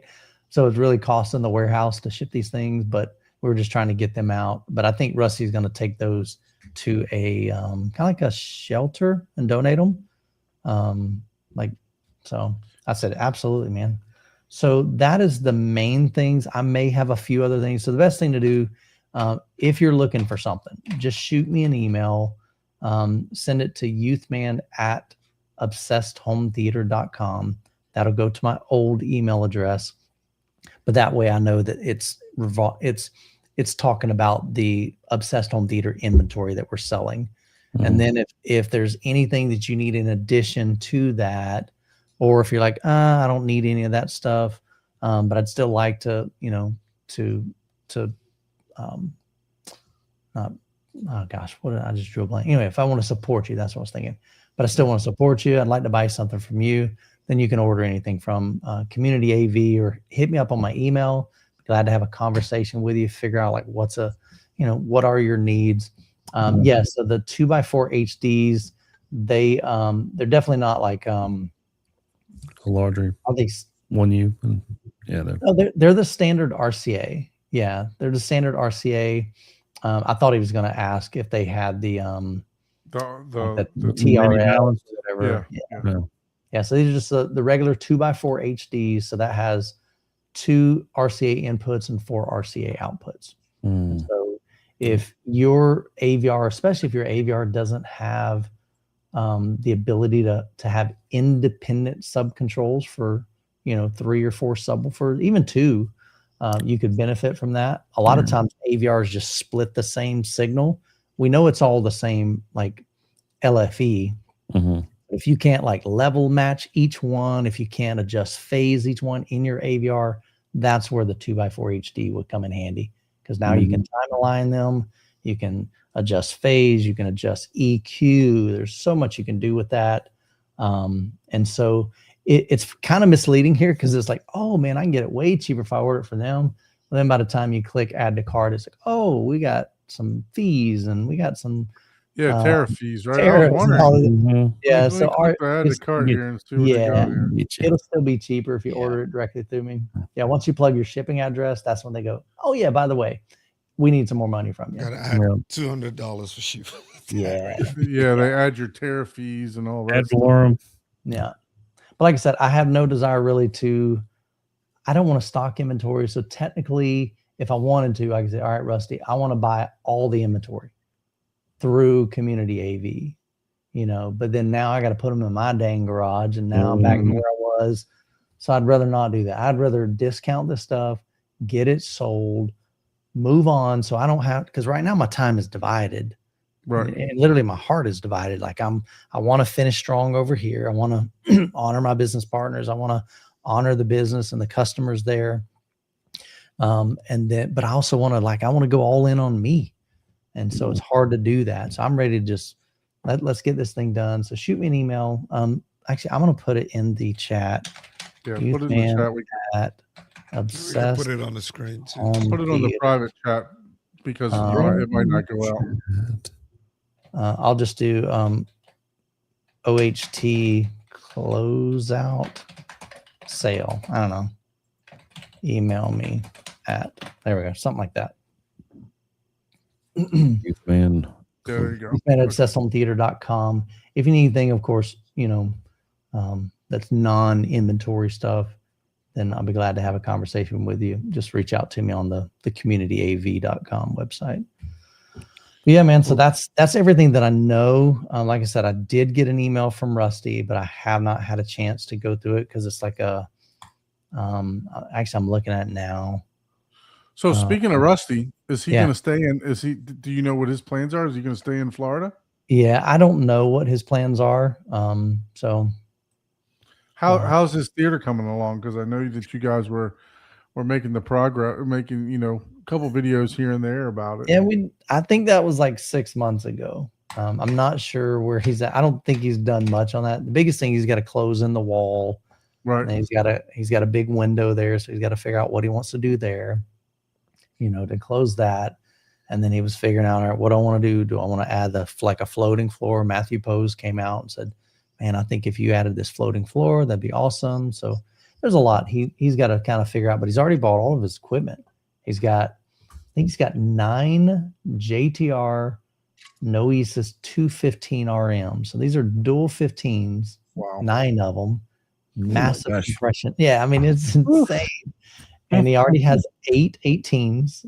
Oh, So he has 4 RTJs, and I think he has 4. Oh, that's crazy. That's funny. What is That's that? The UM18 or something like that. There's no passion for bass there. Yeah. Yeah. So he wants to do Trinnov, so he wants to do waveforming. So he's going to do 4 up front, Yeah. stacked, That like makes sense. not stacked, but you know, 2 up Yeah. top, 2 on the bottom, same thing in the rear. Mhm. You know, he's already got his NZ. I think he's got an NZ9. You know, and he may move up to the 900 or something else. I don't know. I think he's already bought his rack, so he's got like all the gear. Mhm. But you know, trust me, we've had our plates full trying to figure out how to shut down For this sure. business. And So did he get the RT or the RM for the 215? so he went with the monitors, and so he bought custom. I think he bought custom. So what happens is Jeff will. They're extra, but if you want to have custom made height speakers, like you want to put them exactly where you want them, Mhm. he'll build them to that you say, okay, I need a 42-inch height because I want the tweeter to be in line with my second row or whatever. So Right. you do that, but it's a freaking monster, man. One guy just bought one, or not, I say just, he reached out to me the other day. He texted me, he said, Michael, he doesn't have an AT screen. And he's got a Klipsch, I think a Heresy speaker as his center channel, but it's up in the ceiling, like angled down. Mm. Wow. His plan was to do the same thing with this. And he's like, I don't think the bracket's gonna work. 200 and some pounds, right? Yeah, it's heavy. And Mm. and he knew going into it. I mean, it wasn't like it surprised him, but he said, I'm gonna have he's gonna get his guy to like come and cut a hole in his ceiling, like, and make him some kind of platform to like a physical Oh my God. mount that it'll sit on. It'll be custom. 167 pounds above your head. No, thank you. Yeah, that's Mm-mm. crazy. Well, it wouldn't be above your head. It's above the screen. It ain't going anywhere. But When you go to change the disc. yeah, Man, You oh, got to man. double the studs in the wall for that one, man. That reminds me of the one video that you did where the guy like built braces to push his Subwoofers yes. and subwoofers stuff. up into the ceiling. they were called Gaylor horns. Have y'all ever heard of that? I think Gaylor horn. It's a Galler horn. Yeah, it was Galler crazy to horn. watch that, you know, look Yes. at those pictures and It's everything called else. a Galler horn. This thing is a freaking monster. If you Oh, I search, think I know this one. It's the gigantic stuff over the horn at the top and then the enclosures at the bottom. Yeah. yeah, I know. I think I've seen this one. yeah, it's huge. But he's like, you know what? I think I'm gonna put this in my attic. And so he has 2 of them in his attic. And it wasn't. I'm just gonna put it in the attic, like I'm Oh my gonna take gosh. it up the stairs. It was. No. I'm Like, cut gonna a build a hole. brace. I'm gonna cut a hole in the ceiling, Yeah. and then I'm gonna push them up there Yeah, on on a sled. on a homemade It was brace. crazy. I'm gonna build a skylight and then Yeah, plug Yeah. it with a speaker. Yeah, it was it was something crazy. else. It was definitely crazy to watch Yeah. that. Yeah. So And that was in his living room. That wasn't in a dedicated theater room. And that was part of it. He's like, I want massive bass, like violent bass, but I got to kind of get them out of the way. And they don't need, I want them to hide. And so he hit them.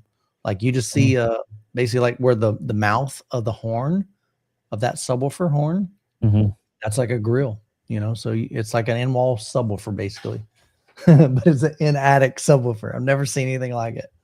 It was wild. where was that at? That was in Chicago, right? Wasn't it? Oh gosh. No, I think that was so that was probably Wisconsin, I'm guessing. Okay. I think that was the Wisconsin Missouri Wisconsin tour that I did. That was my first tour. Like, you know, I've done like individual tours, but Right. they were like, hey, why don't you come up here and we'll do like I'll take you to 12 home theaters in 3 days and you can film all of them. And I went, And yeah. you were like, yeah. And I'm like, I mean, after day 1, we were spent because I would film all day, but we would get up at 6 a.m. We'd get to bed at 1 a.m. and then get up at 6 a.m. and go do it all again. We did that for 3 days. No, 4 days straight. It was insane. Yeah. No, I'm sorry. 3 days. So the next one, he's like, oh, hey, if you like that so much, why don't we go down to my buddies down here in Kansas? We'll do it again. And so he lined them up and it was like, I said, Tony, I'm not doing that again. That was exhausting. And so he ended up adding like an extra day. So I think I did 9 So I'm like, maybe it was 9 in 3 days is what it ended up being. But I'm like, oh man, it was wild. Very good. Very good. Oh yeah, that was a good video too. Let's see, I don't know how you pronounce it. Majak. Magic. Magic. Oh, different spelling. I like it.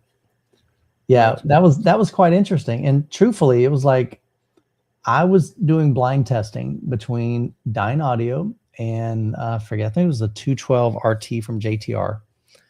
And we had this thing set up. Rusty had it figured. It was really cool. It was using a mini DSP Flex, I think. And then I think Nick had worked with him to design an app that connected with the Flex that Nick designed. And we could literally just click. I mean, you set it up and Rusty did all the hard work and he was the brains behind that. But I could, set up a pair of speakers or even 3 or 4 pairs of speakers if we wanted to. Most time it was just 2, but we could easily with our phone switch between, and it was instantly back and forth with it. And you wouldn't hear there's no lag, there's no click. And sometimes you're like, did you switch? You're like, yeah. I'm like, maybe the speakers were similar or whatever. But going to this, we set up a pair of, when Rusty bought Matt's old home, he left everything in the home. And part of that was Dyne Audio because Matt loves Dyne Audio. And Dyne Audio is typically a pretty laid back sounding kind of speaker. And JTR is going to be kind of definitely more dynamic and just kind of not aggressive, but just exciting to me. And man, I was in the hot seat and we were like, you know what, let's just be honest with people. Can we do that? And so I sat down and I closed my eyes and Rusty was switching and he would be like 1. We'd listen for a few seconds. He'd go 2. And then sometimes I would even tell him I'd do like this and that would let him know, okay, he'd go 1, 2. And so then I know but we didn't know what 1 or 2 was or A or B was. And we'd mix it up each time. And so when I did that, there were certain aspects that I thought I was listening to JTR. I'm like, yeah, that's 100% that's JTR. It ended up being Dyne Audio and I liked it. And so what it showed me is like, okay, now where we found is there were certain things, especially when we got to movies, I tended to prefer the Dyne Audio. There was something about it, had a bigger stage. It was more enveloping, kind of wrapped around me. Now, what I didn't know, and I've kind of since learned from that, the challenge with doing an A/B comparison like that is, I don't remember where we had, but let's say we had the JTR speakers by the walls, and then we had the Dyne Audios, inside of. So they're technically 2 totally different spots in location, kind of like your subwoofers. So it's going to interact with that room completely different. And so ideally you would want to, some people just do 1 single speaker so that they take that and they swap it out. I don't know. There's guys that can do it way better than we did, but the short version of that is there were absolutely some parts that I preferred the Dyne Audio over the JTR. There were a lot of the situations that I preferred the JTR over that, but the end I found out these are like, Dyne Audio is not crap. Like, you know what I mean? It's not my cup of tea. We've listened to them quite a few times. Like Matt had them in his living room. We had them in. It's just not my style. Like I've always liked horns, always. Like clips. I've liked JBL. I've liked, and then when I found JTR, I'm like, this is the sound that I love. I love compression horns, especially for home theater. So, but it was just cool though, man. It was fun to be able to do that. What's your feeling comparing, say, synthesis to JTR? So JBL synthesis is still to this day. So I've heard, like I said, I've traveled all over mostly the US, one time to the Philippines, but I've heard probably 100 or plus theaters. And my top 3 theaters, like by far, I think one was even by DIY Sound Group. Amazing. Now, and again, I'm thinking, I'm not just saying the speakers. I'm not just saying the subwoofer. It's like the experience in that room, what I heard, what I saw. This like resonated with me. Like I walked away Okay. and that was memorable versus that was all right. It was a cool experience, you know, like it moved me kind of thing. So one of them was the DIY Sound Group. He had a phenomenal, one of the highest viewed videos on my channel. He's the one that had that big boat, Mhm. you know, Oh, yeah. Michael Pisano. We did a tour of his garage. It was just sweet setup. And he did it all himself, you know, but he had a beautiful image, had an awesome sound. And then the room was just cool. It was like the first room I'd been in that had 12 theater seats. I was like, who has that, man? That's awesome. Right. So that was super memorable. Another one absolutely for the longest time was Tony's. So Tony had a full JTR system, rocked. That's where I fell in love with JTR. Flew up, and Jeff knew that little joker, he's sneaky. He said, hey, I could fly you up here if you want to hear JTR. And I'm like, yeah, dude, let's do it. I'm like, I'm ruined. This is the sound that I've been looking for. And then the other one, so there was those two. Oh, and then the JBL Synthesis. So that one was Van Man's at the Van Cave. And he is out in Texas, and they hired Paradise Theater. And there's so many different people that worked on this project, but it was like I think it ended up being like a $1.6 million theater. But it's fully JBL Synthesis, but then they had 5 of the dual 15s. I don't know the models, for subwoofers. What's that? I said just 5. And he had 2 32-inch subwoofers from I think 2 32s from Ascendo for the lower frequency. That's cool. Yeah, that's cool. Yeah. And then like at the end, you know, when you finish the whole demo, he hits a button on his control and all of the walls and the ceiling, he couldn't do the screen, but everything around you, dude, you see the speakers through the fabric. It's backlit. It's freaking awesome. You know? And so those 3, and so, you know, that was a room inside of a room inside of a room. It was engineered. It has I think he said it has a noise floor of NC5. Wow. Which is pretty unheard of. He said normally NC, what do you say? NC20 is great. NC20 is just kind of standard. Yeah. Like if you got NC20, man, that's great. You're doing great. NC15, that's awesome. That's NC5, that's great. I've personally never seen that.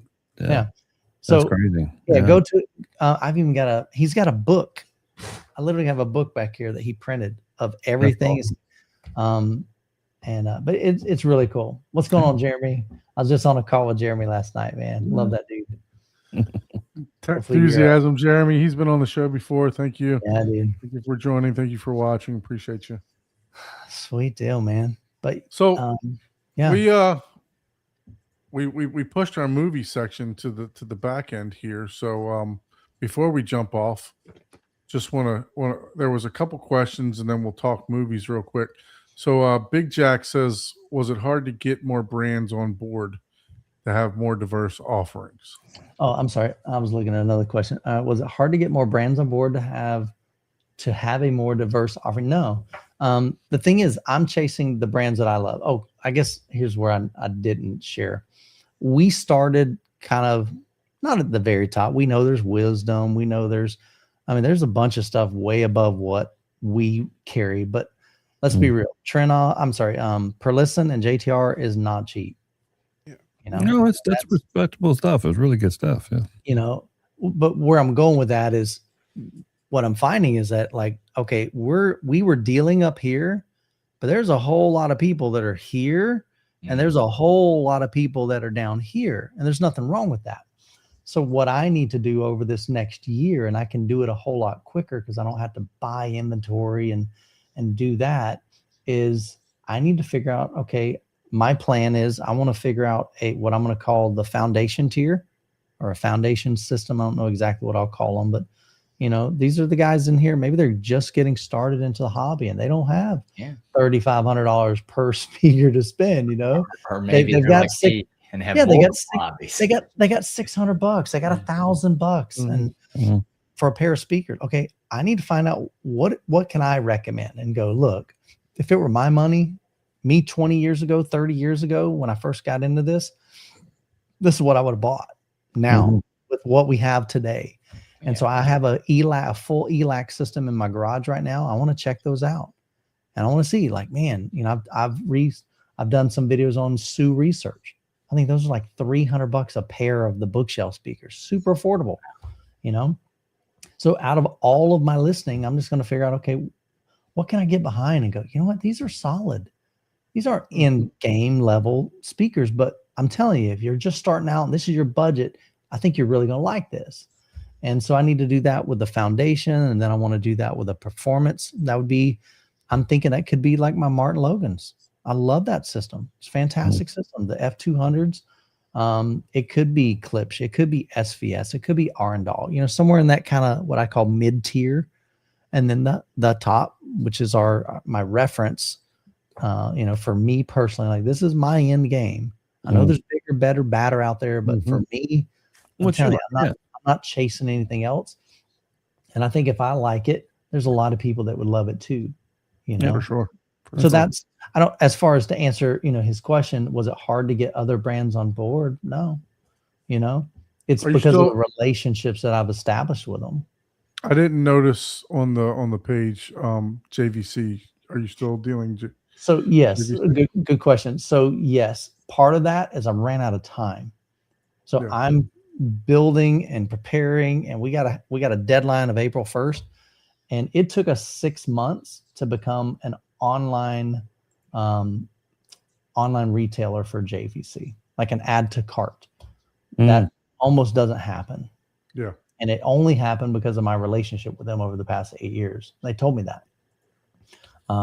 And my business model is different. And, you know, like I said, it was one of those things where it made sense to them and to their team to bring us on. And so I asked them, I said, look, I'm still the same guy, still the same. I mean, basically it's more like a rebrand than it is anything, you know. I'm changing my business model, that I'm not doing inventory. We never did inventory with JVC anyway. Right. You know, just like Abe, if he wants a JVC, he buys it, installs it, you know. Right. So that doesn't change. But what does change is I have to go through, we have to have them change their whole legal document, because it's a legal document, Right. you know. And so they have to get their legal team to change it all over to to Community AV and my information. And then we have to get that contract, and then there's a whole process. It's a pretty big deal. Yeah. So I just haven't finished that. So it's on the back end, but probably technically, well, actually, I know I'm not authorized right now, but I've already gotten their blessings to be an online dealer again with Community. Okay. Very good. So that'll be coming. I just got to finish all the stuff that they require, and then they've got to get with their legal team, get that, and get it back to me. And so then once they give me the thumbs up, that'll be back on there, and then you can buy JVC with me. But I'd like to find other brands too, because not everybody can afford a JVC, you know. But there are some things that I could see possibly becoming an Epson dealer, because the reality is not everybody, or JVC kind of caps out at a certain size, you know. Right. Like it's not a light cannon, never has been designed. I'm waiting for the revamp. I think it's going to be due next year. I hope they do, dude. I'm betting they're going to be adding some more brightness too. I hope they see what Epson's doing. But they just told me a long time ago, they said, Michael, you know, you can either have a bright, like really, really bright projector, or you can do what we've chosen to do, and it's color, it's the contrast, the deep blacks. He says really, really difficult and very, very expensive to do both. And we know people can do both. The biggest expensive element is the lens. It's getting close. The lens, yeah. Yeah, the Very lens close. is what really sets apart a lot of these projectors, and where the money is. Yeah. So when you look at that, it's like they just chose, like, this is our lane, this is what we're going to stay in. So they may not ever chase. Now they pretty much every year they incrementally, but I don't know if we'll see JVC come out with, hey, here's a 10,000 of our version. Yeah, no, I'm thinking they're probably going to come out with like a 5,000-6,000 lumen. That'd be version. great if they got to. That'd be awesome. You know, I think, you know, they have to just Yeah. to keep up with, because even like the new AWOL everything else. The new X Jimmy, they're 5,000 and 6,000 lumens now. Yeah. So I could it's see that possibly. Yeah. The price though, JVC will always get you with that That's awesome, price Don. point. Appreciate it, man. So let's shift gears here. So Grave Danger says he just watched the Dune movies today. I guess that's in preparation for Dune 3, right? Dune 3. So we like to do a segment for those of you that aren't familiar with our show. We like to talk about what we watched last week. So Ike, I'm hoping you had a chance to Yes. watch any movies. I did the Netflix thing this week. I did Train Dreams. I don't know if anyone has seen that.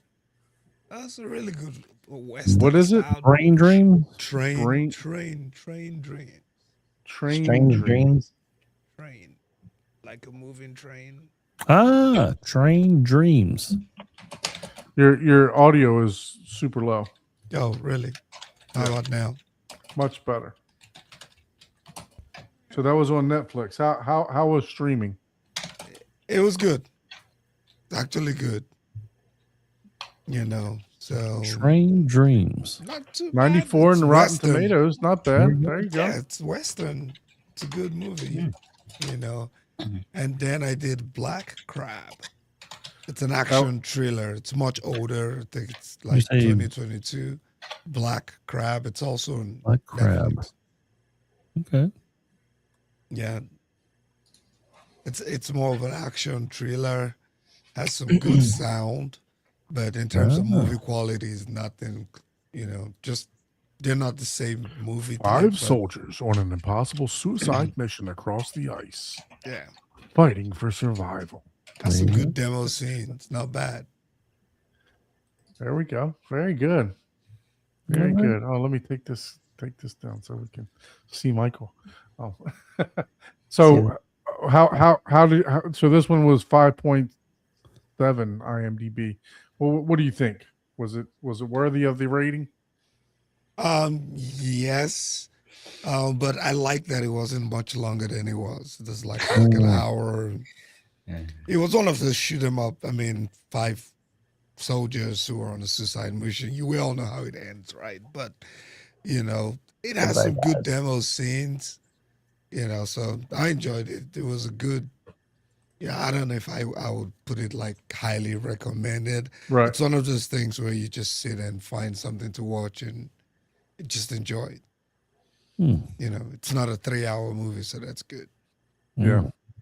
Speaking of 3-hour movies, I told my wife, I said on Tuesday, I was like, "Oh, Fire and Ash came out. Let's download it on the Kaleidoscape and watch it." And it was like we put the kid to bed, and it was like 8:30 when he went to sleep. And I was like, "Man, this thing is taking a long time to download. Why is it taking so long to download?" It was like 15 minutes because usually it's only like 8 minutes or so, 9 minutes for it to download on the Strato V. Yeah. And I'm like, it's 13 minutes and it's sitting there. I'm like, why is it still 13 minutes? As I said, well, you ready to go watch this movie? I went back to it. 3 hours and 35 minutes for this movie. I said, well, we're not watching that tonight because that's going to put us into 1 a.m. Yeah. Wow. So yeah, yeah. So we didn't wind up watching anything. So Scott says he watched War Machine. Yeah, War Machine. We covered that one last time. Yeah. Man, that was that. I enjoyed it. The sound was really well on that. I will say I didn't care too much for the ending. It was kind of cheesy how they took care of the machine. The how they. I'm not going to spoil anything. Yeah, don't but spoil it. how they did the machine. So anyway, but I didn't care for the ending too much. But I did enjoy the surprisingly enough the sound on that for sure. So how about you, Paul? Any movies? Are you recall? I see you contemplating, or the smoke is coming from your head, trying to remember. Yeah, Jessica asked if He's we watched. texting Jessica. I He's wrote like, it I need my the movie list. and came prepared. Yeah. She asked if we watched anything, and I was like, "Yeah." And then I told her, and she was like, "Oh yeah." So she's as forgetful as I am. That's why I write them down. I Yeah. watched Greenland 2. Oh, how was that? It sucked compared to the first one. I'm I mean, the glad. first one was just a regular old six. First one was action okay. movie. The second one, cash grab. Get out of here. Nothing. Yeah. I So didn't- what? Not even sound. The sound wasn't even good. I mean, I don't care if the movie sucks. It doesn't matter how amazing know, the right? sound is. I don't remember Well, I any mean, good- I mean, some unless people- there's something absolutely friggin' amazing. You know what I mean? Like, Yeah. but no, nothing stood out. Like, no. I mean, the story wasn't that horrible, but it was like a 4. It was like, okay, you already know how it's going to end in the first like 10 minutes of the movie. Oh, that stinks. You know what I mean? It's like, okay. It, yeah. what stinks even more is I purchased both of them, hoping that they would be good. I just haven't watched them yet. Yeah, I mean, the first one wasn't bad. And if you watch the first one, you got to watch the second one. But I'm telling you, you're going to be like, oh, okay, yeah, this is scrolling on the phone while you're watching a movie in the background type of movie. And, I mean, the acting was good. And yeah, the audio wasn't bad or anything. And there was a couple scenes that were pretty cool that you probably could do demos, but I wouldn't want to promote the movie that much to Yeah. show it in Godfather demos. 2 is Um, good. And I also watched Roof Man. Oh yeah, I've seen that too. Yeah, That- that was an interesting story, but I was like, eh, Shannon Tatum, right? yeah. That's Yeah, why. that was That's an why interesting- Jessica wanted to watch that one. Yeah, now that's based on a true story though. So He gets, you get to see the whole in the buff in Channing Tatum for all the ladies out there listening. You get to see him Oh. in the buff. yeah. Here's to all the ladies out there. And then I actually watched one more movie, Polite Society. I've never heard of That was great. I love that movie. It didn't take itself serious, but it was really good. I would recommend watching that one. Like that's above the 6 scale. You know, that's like, oh yeah, this is worth a watch. And at first I thought it was gonna be 91 on Rotten Tomatoes. So yeah. yeah. I mean that's a high praise for Rotten Tomatoes. But yeah, it's the 7 mark. It's like, oh yeah, this is worth a watch. You know, I mean it's a funny, you know, it doesn't take itself too serious. You know what I mean? Like, but it's a great storyline, and there's no like, oh, this is an amazing story. I mean, it's a good story, but it's not like. Is this a Bollywood film or is this made in America? I don't know that it's made in America, but it is all English. So, but I don't know. I don't think so. You'd have to look it up. That's. We'll have to find it out. I don't look into the detail. Yeah, I was just curious. Yeah, Just curious. yeah. I mean, it was a great movie. So, if Very you've good, never yeah. heard of it, and this is one of those ones that, you know, it's like, oh, is this my $5 flick type of deal? No, this is a really good movie. So it's not the one that I have to force you to watch. Oh, Michael, you should watch Tiptoe. Oh yeah, no, don't force him to watch that. No, the guy's busy enough as it is. He can't afford to. yeah. He can't afford to waste 2 hours on that movie. He would be Strong. stuck watching it and then be like, So, Michael, a couple weeks back, Paul watched this movie called Tiptoes, Yeah. and after I watched it, I asked him what, after watching the trailer, what actually possessed you to watch this movie? Because even the trailer. So yeah, so we all made it our homework. Now if we watch a bad movie, it's our homework that we. yeah. The other people have to watch. It has to be really bad. That's know, hilarious. it can be bad good, Right. but it has to That's be to be bad. cheesy, bad, yeah. Yeah, like literally, like, oh no. Yeah, for sure, for sure. So, Michael, I know you've been super busy. Have you had a Yeah, chance but to I- take yeah. any movies? A couple weeks ago, I even saw Scott. He mentioned it. War Machine was really good. It was just a fun movie. It wasn't like an Right. amazing. Yeah. The script and it. It was just a fun flick, man. Like Mhm. the action was great on Netflix. Yeah, Surprisingly, nonstop for sure. Yep. bass was phenomenal in my room. It was just. It sounded really good, especially for streaming. Mhm. Don't judge me. Most of the time, we have to. Oh, you got to do chick flicks, man. Come on. No, actually, we were going to have a couple over this past week, and they had an emergency. Mom fell, broke her like hip and her leg, and so they couldn't come over. So Jessica and I was. They had suggested like 4 movies. That's almost like, we live here. We can watch anything we want. What do you want to watch in my theater room? Mhm. And so they gave us like 4 of them. One of them was, I think it was like Equalizer 3. I'm like, Jessica's not going to watch that. That's gruesome, violent. I mean, like, Right. Yeah. no. And then one of them was Mission Impossible, like one of the last one, like Last Reckoning or something like that. Yeah. Dead The newest Reckoning. one. Yep. I'm like, dude, I'm down for that. I like all the Mission Impossibles, so that's a possibility. Jumanji, The Next Level was one, and I think there was maybe one more that I hadn't heard of. And so when they backed out, these are kind of fresh on our mind. I'm like, well, babe, I mean, I know you're not going to watch that one, and okay, that one's possible. What would you like to watch? She's like, well, we watched that one Jumanji. That was pretty good. I said, okay, cool. So we watched Jumanji 2. It was Okay. trash. Oh, you didn't like the Oh, Jumanji no. The Next Level? Oh, I love those What? movies. I did not like. I like the Don't first be one. making fun of my movie. I didn't. Oh like yeah, that's right. Yeah, man, Abe he's in it. starred in that movie, by the way. Yeah. I Did didn't you like. see? Did you see Abe in the movie? I did Yeah. not. I did You not. didn't Which see one? Abe in the movie. You must have blinked. So yeah, I was in the smokestack when they walked into the, when they're in the desert and they walked into Yeah. the little bazaar area and then they walked Show into your the bar. picture, Abe. Show your picture. Yeah, Oh, I don't have it readily available, but I'm right there when they walk in and very on cool. the side. Yeah. That Yeah, was I it. So just- Abe does a lot of extra work.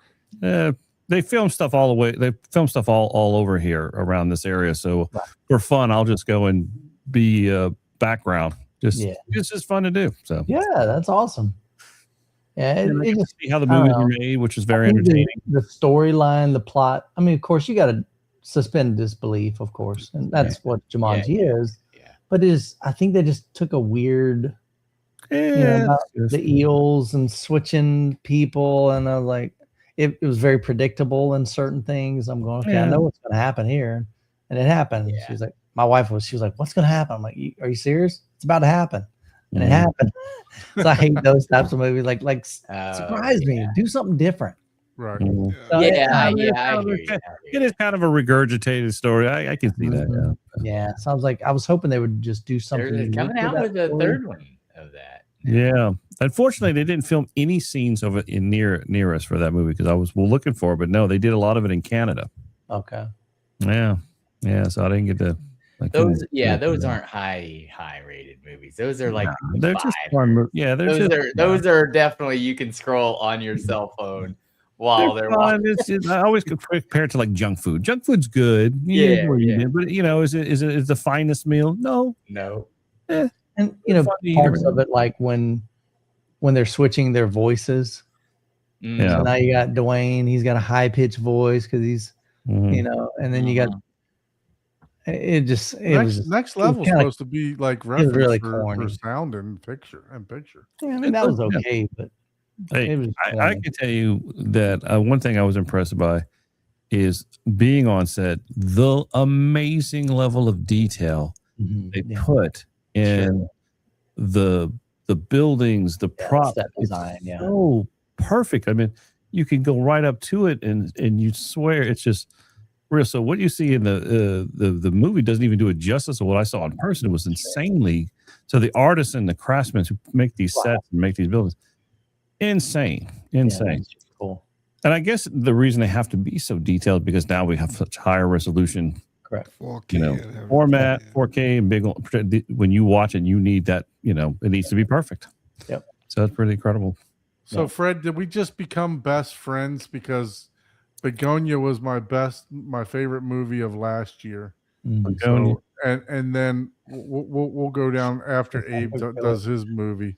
We'll go down to the next comment. But I Abe, think what he about was you? saying that's the worst movie that he's seen. No, that was not the I worst did like movie. that movie. I was not gonna watch it if you didn't, because the cover art, I was like, Yeah, that cover that's art too was weird. just I'm like, not buying a yeah. movie that looks whatever's going on there. I don't even want to know. That should have won Best Picture last year. Yeah, it was a good movie. I did like it. I have not seen that one. I have to check that one out. But so what about you, Abe? Were you able to partake in any Yeah. movies? I did. I kind of found a gem. I love old movies. So, and I saw that Prime had really done a good job of putting out a lot of old movies and putting a lot of like restored versions of a lot of old movies. And I found this one, and I just never knew it existed. It was a John Wayne, Sophia Loren, 1957, called Legend of the Lost. I didn't even know, and I've seen a lot of John Wayne movies, and I just did not know this movie existed. Saw it on Prime, watched it, loved it. Great movie. Sophia Loren in her prime. I mean, she must have been like 20 when they filmed this movie in 1957. The movie was very well done. Yeah, I've seen it. I just put Have I've you seen it? Yeah. It's a great. He's a guide, and he's helping this guy find this lost city where there's some buried treasure in the middle of the Saharan Yep. desert. It's just a really good, fun movie to watch. It's a gem, and here's something made in 1957, still entertaining to this day. Good And covers, so too. loved it. And so if you want to find an old gem that just kind of is just a good story, good writing, good acting. I mean, it's John Wayne. Come on. If you get past the film grain, Don. Yeah, a lot of the older no, movies actually, are No, better. on the Prime, restoration- though, they managed to film great. Well. No, the restoration looked great. I was very whoever did the restoration looked fantastic. It was filmed in Technorama, originally filmed in Technorama. So it was filmed in like a 2:4:6 to 1 aspect ratio, I think, originally. Although this looks like they cropped it a little bit too. You gotta. Those old movies had to have a good story, not just. Oh, that's the thing. It's a good story. It's just a fun movie, and it's good seeing. And both of Sophia Loren and John Wayne are young in their prime, and it's just a fun movie to watch. Highly recommended. Legend of the Lost. I don't know if you Legend can. of the Lost. Anything else? That was it. Well, we watched Casino, which I love that movie, so I've seen it. Everybody loves Casino. Yeah, you can't go wrong with that. So we enjoyed that. All right, so I'm gonna add in on Fred. This is why I said, first of all, he says Begonia, and then he says Send Help. Well, Send Help just came out on Kaleidoscape, not this week, but last Tuesday, and I can tell you what, I really enjoyed this movie. I watched the trailer, and I had no clue what I got myself into here, but it's about a boss and the employee. The boss is the gentleman in this picture here, and the girl is his employee, and they're flying to some business conference or whatever, and they get stranded on this island. And the preview I watched, it's like, the guy's kind of trying to boss her around and stuff like that. He's being a real ass to the girl, and she's like, you know what? We're not in a work environment anymore, And so I start watching this thing, and it just takes a turn, man. And come to find out that it was made by the director that did Evil Dead, right? So I didn't think it was a horror. I didn't think that it was going to be nowhere near as bloody and gory as it was, but I absolutely had a fantastic time with this movie. It's highly recommended. I suggest there's maybe 1 or 2 jump scares in there. It's not really a true horror, to be honest with you. It's just something that they did, but it's. I'm telling you, you guys need to check this out. It was really good. Look at the Rotten Tomato score, 93. Wow. Right, so it's definitely something that you should watch. If you don't like blood, you might have a problem with it, but it was not at all what I expected. It took a total different twist on me, and I was like, man, this is a good movie.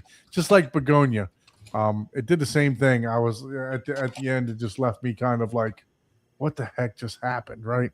So make sure you check this one out. Send help. And then hopefully next week I'll have a review on Fire and Ash for you too, because apparently there's some good scenes. And in this Send Help, there's actually some nice rainstorms that come over the island. There's some pretty good atmos and surround sound, some pretty good bass in some areas too. So not referenced by no means, but yeah, definitely worth the watch. Definitely worth the purchase. It was a day one purchase for me. So yeah, very, very, very good. Unfortunately, that was the only movie that I was able to partake in this week. I did want to watch some of the Fire and Ash, but like I said, it was like freaking 9:30, and I had to be up early the next morning, so I wasn't going to stay up till like 1 o'clock or 2 o'clock to watch this movie. So, let's see. Odyssey by Snap. He says, add Psycho Killer to your homework. Absolutely awful. Let's take a look at that. We might have to. Yeah, we'll see. You know what? Let's see if it's worthy on of the. homework. You still got my 3mm cable? I totally forgot about it. Psycho Killer. It's a 2026 movie? How can it be all? Oh, gosh. 10% on Rotten Tomatoes. That might be. That might be. Contender. That may be a contender. Let's look at it. Let's check I it don't out. know if you're going to get Ike to watch this movie. Oh, if it's a horror movie. I'm gonna have to watch I it at don't 7 watch a.m. in the morning, man. Psycho Killer. So where can we Man, find Psycho good Killer? God, that might be worth watching though if it's that bad. 10%. But Well, the thing about and guys, the one. thing about Tiptoes was it was an all-star cast. You know, it had what was the girl's name again? Oh my God, what's her name? She was in all the You all fine. the yeah, she's super fine. So it had Bradley Cooper in it. It had Peter Dinkle. But It had what's the comedian's name? Kate Besson, Matthew McConaughey, Beckinsale, Kate whatever. Beckinsale. That's who it was. Yeah. And it was a bad movie. But this one, so this might Gary be Oldman. Gary Oldman. Gary Oldman. That was who else too? Yeah. But yeah, no, that was just a horrible movie. But It was. this might have to be our homework for sure. Psycho Killer. We're gonna have to find out where we can watch Psycho Killer. Let me see. It better be for free somewhere. Let me see if it's Pass a law if it has a low scoring rating. It has to be free everywhere. Let's see. Fandango at home. Oh, it's not that bad of a movie. Fandango's still a thing. Fandango. Let's see. It says $10 in my little. To stream on Do they have it on Hulu late. Blockbuster? It's expected to stream on Hulu later in 2026. Oh. Might as well squash the idea. Yeah. Oh. Let's see what it costs on Amazon. Let's see. There should be like a 99-cent bin on Amazon. Right. Oh yeah, there should It probably be. is. That'd be great. Yeah, that would Very be. nice to have movies. I Now, still that would doubt be Amazon makes money on certain things. It's Yeah. insane. Just Movie's volume. movie's not selling. You move it to the 99-cent bin. Let's see. Psycho Killer. That's karaoke, so that's probably not it. Psycho Killer Karaoke. Yeah.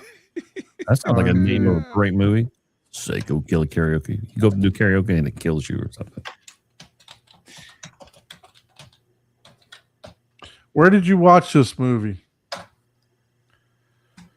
Tell us in the chat where you were able to check it out. Yeah.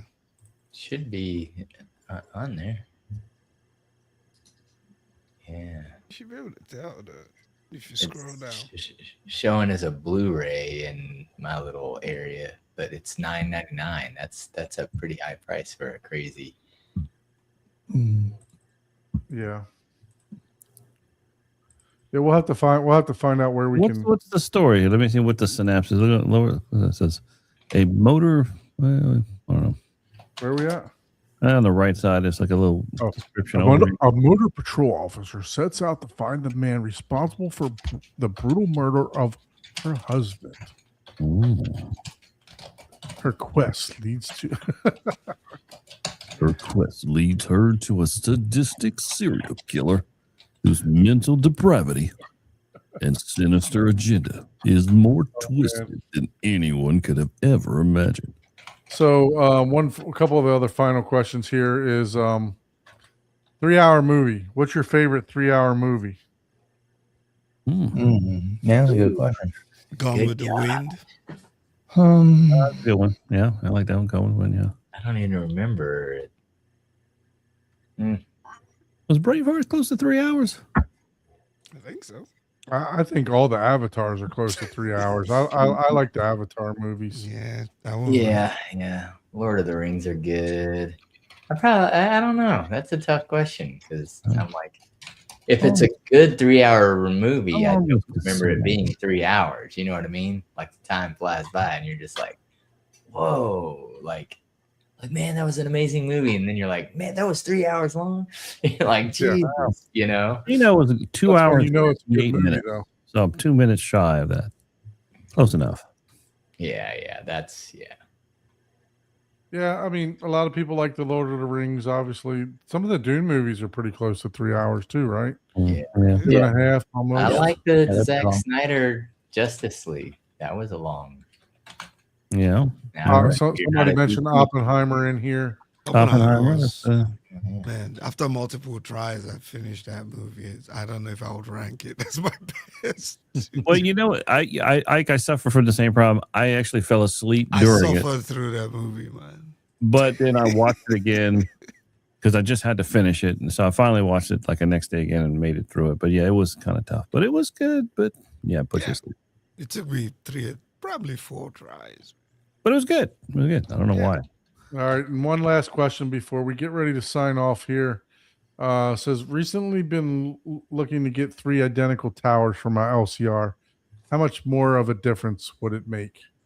So I have 3 towers, 3 of the same Martin Logan 60 XTIs that come across that are, I'm most of the time when we're doing any type of home theater design. Abe, I'm sure you're not mixing and matching speakers there, Mm-mm. right? So No, I totally agree. 3 identical front speakers, yeah, that way the Yeah. panning is all the same going across. and align those tweeters.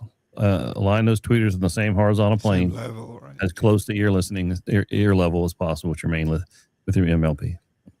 Yeah, and Michael, you're a big proponent of that. Also, I remember you used to have the 3 Lascalos, right? Yeah, and even before that, so I had 2 towers and a horizontal center. And in my theater room, I didn't have an AT screen, acoustically transparent. So it was above my screen, angled down. Mm. And honestly, that was a horrible because it always went from, the sound would travel from here and then Yeah, go then down. straight up in the air and then come right Yeah. back down. And that is, your brain knows that's not what just Exactly. happened on screen. So it pulls you out of the movie. So That's the anytime problem that having you- with LED screens now. People are putting center, correct. Yeah. which now I'm almost say, hey, just put 2 of them sometimes. Put a center above and below and EQ it out a little bit, time align a little bit, just so that you have a little bit of a washer. Yeah. But it's never going to be perfect. But ideally, yeah, 3 speakers, identical. I think it's the best Love- thing. And I think that's whether it's a tower or what they call a monitor, which is like a big bookshelf, or Right. a bookshelf. If you don't have space, even 3 identical bookshelves will be amazing. Nothing In an amazing. apartment Perfect. setup, it's like, There's nothing wrong with that. I've done plenty of smaller room theaters with, 5 or 7 identical bookshelf speakers all the way around with multiple subs, and worked out great. Just get them all lined up. yeah. I want to throw this out there. A long time ago, when I first got into home theater, I thought that because a center channel was called a center channel, like that's what you were supposed to buy. Like that's, you know, it's like it's A lot of people do. designed Yeah. for us to be a center channel. That's what it's designed for. I later found out that in a lot of cases, not every speaker manufacturer, some of them do it really well and much better than others. But a lot of times when you take that a vertical speaker and rotate it horizontally, you have some issues there, especially when you start getting off axis, not directly on with it. And so Aaron had a great video a long time ago called "Why Most Center Channels Suck." Yeah. Mhm. So ideally, if you can have a center channel, like Perlisten does a great job with this, and to help mitigate that. And so even on their horizontal center channels, that middle section has a vertical array, what they call a DCP array. So they've got a tweeter and then 2 mid-range drivers, but it's vertical, it's not horizontal. Mhm. And so just because something's called a center channel doesn't necessarily mean. So that's why I say if you could do 3 bookshelves, those are all vertical. 3 totally agree. towers, 3 monitors. I think you're gonna get a much better experience. Totally agree. Yeah. For sure. Well, the biggest reason they were made rectangular was CRT television. Yeah, it's convenient. On top of the TV, convenience. That's Most all. people Really, don't the main want reason it. why. Yeah. Yeah, they had You're to on do top of your that. big screen Mitsubishi rear projection TV. You're on top of your Sony TRT. That was it. So you have a place to set it on top. Yeah, vast majority of living rooms aren't going to be able to do 3 towers. Well, Scott, are you not entertained? We Yep. entertain. Hopefully, we were entertaining enough for you.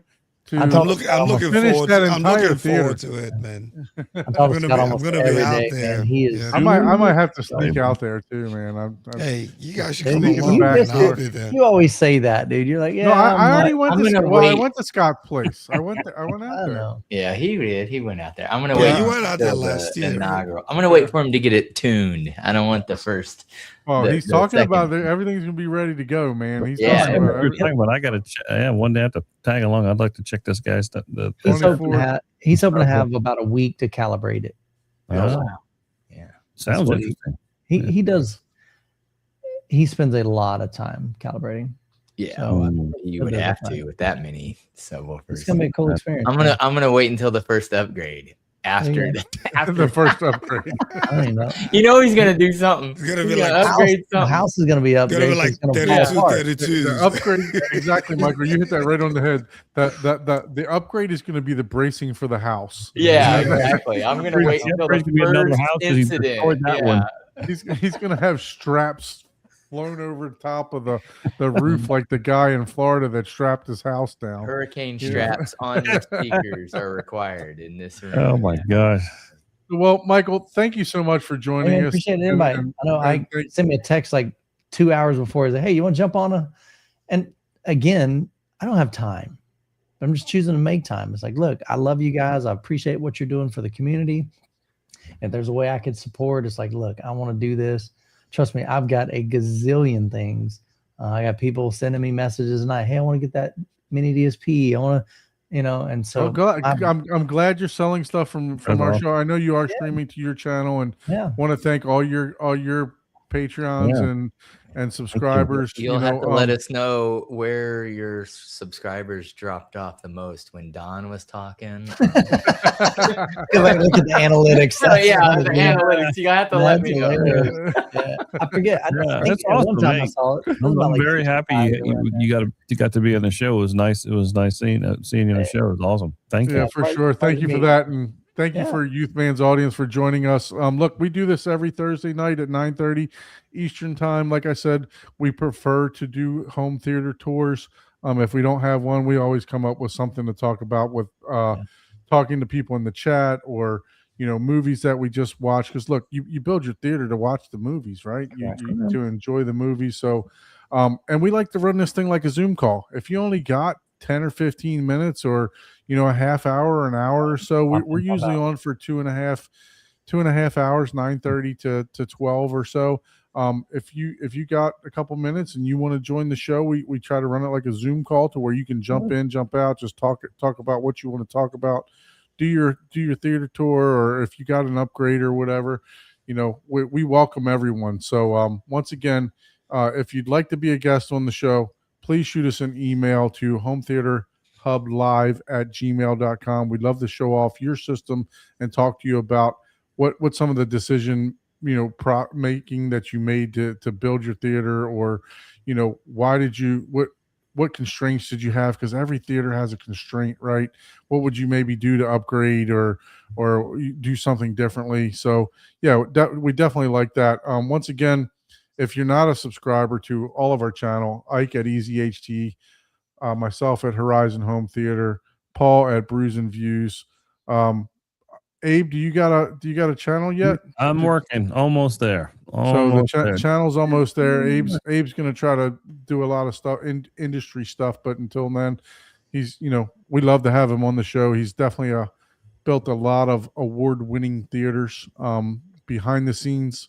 So he's definitely value to our Wealth show. of knowledge. Yeah, for sure. And Youth Man, definitely appreciate you again for joining us. Thank I you. appreciate y'all's friendship over the years, man. Been Yeah, for been sure. buds for a So long time, guys. absolutely. So Making me until feel next older. time, lights down, sound sound up, and don't and blame us for blame your Mute next Man upgrade. For your next upgrade. And y'all need to practice practiced that. that. was They've practiced okay. that. Y'all need to practice that some more. That's Ike. That's Ike. He's Yeah, always I was he's putting the a echo. twist to it. Yeah, I was putting a twist. Blame Mute Man for your next upgrade. So you'll be fine. Appreciate you guys. Thank you everyone for joining us tonight. See you next week. Bye. Later, guys.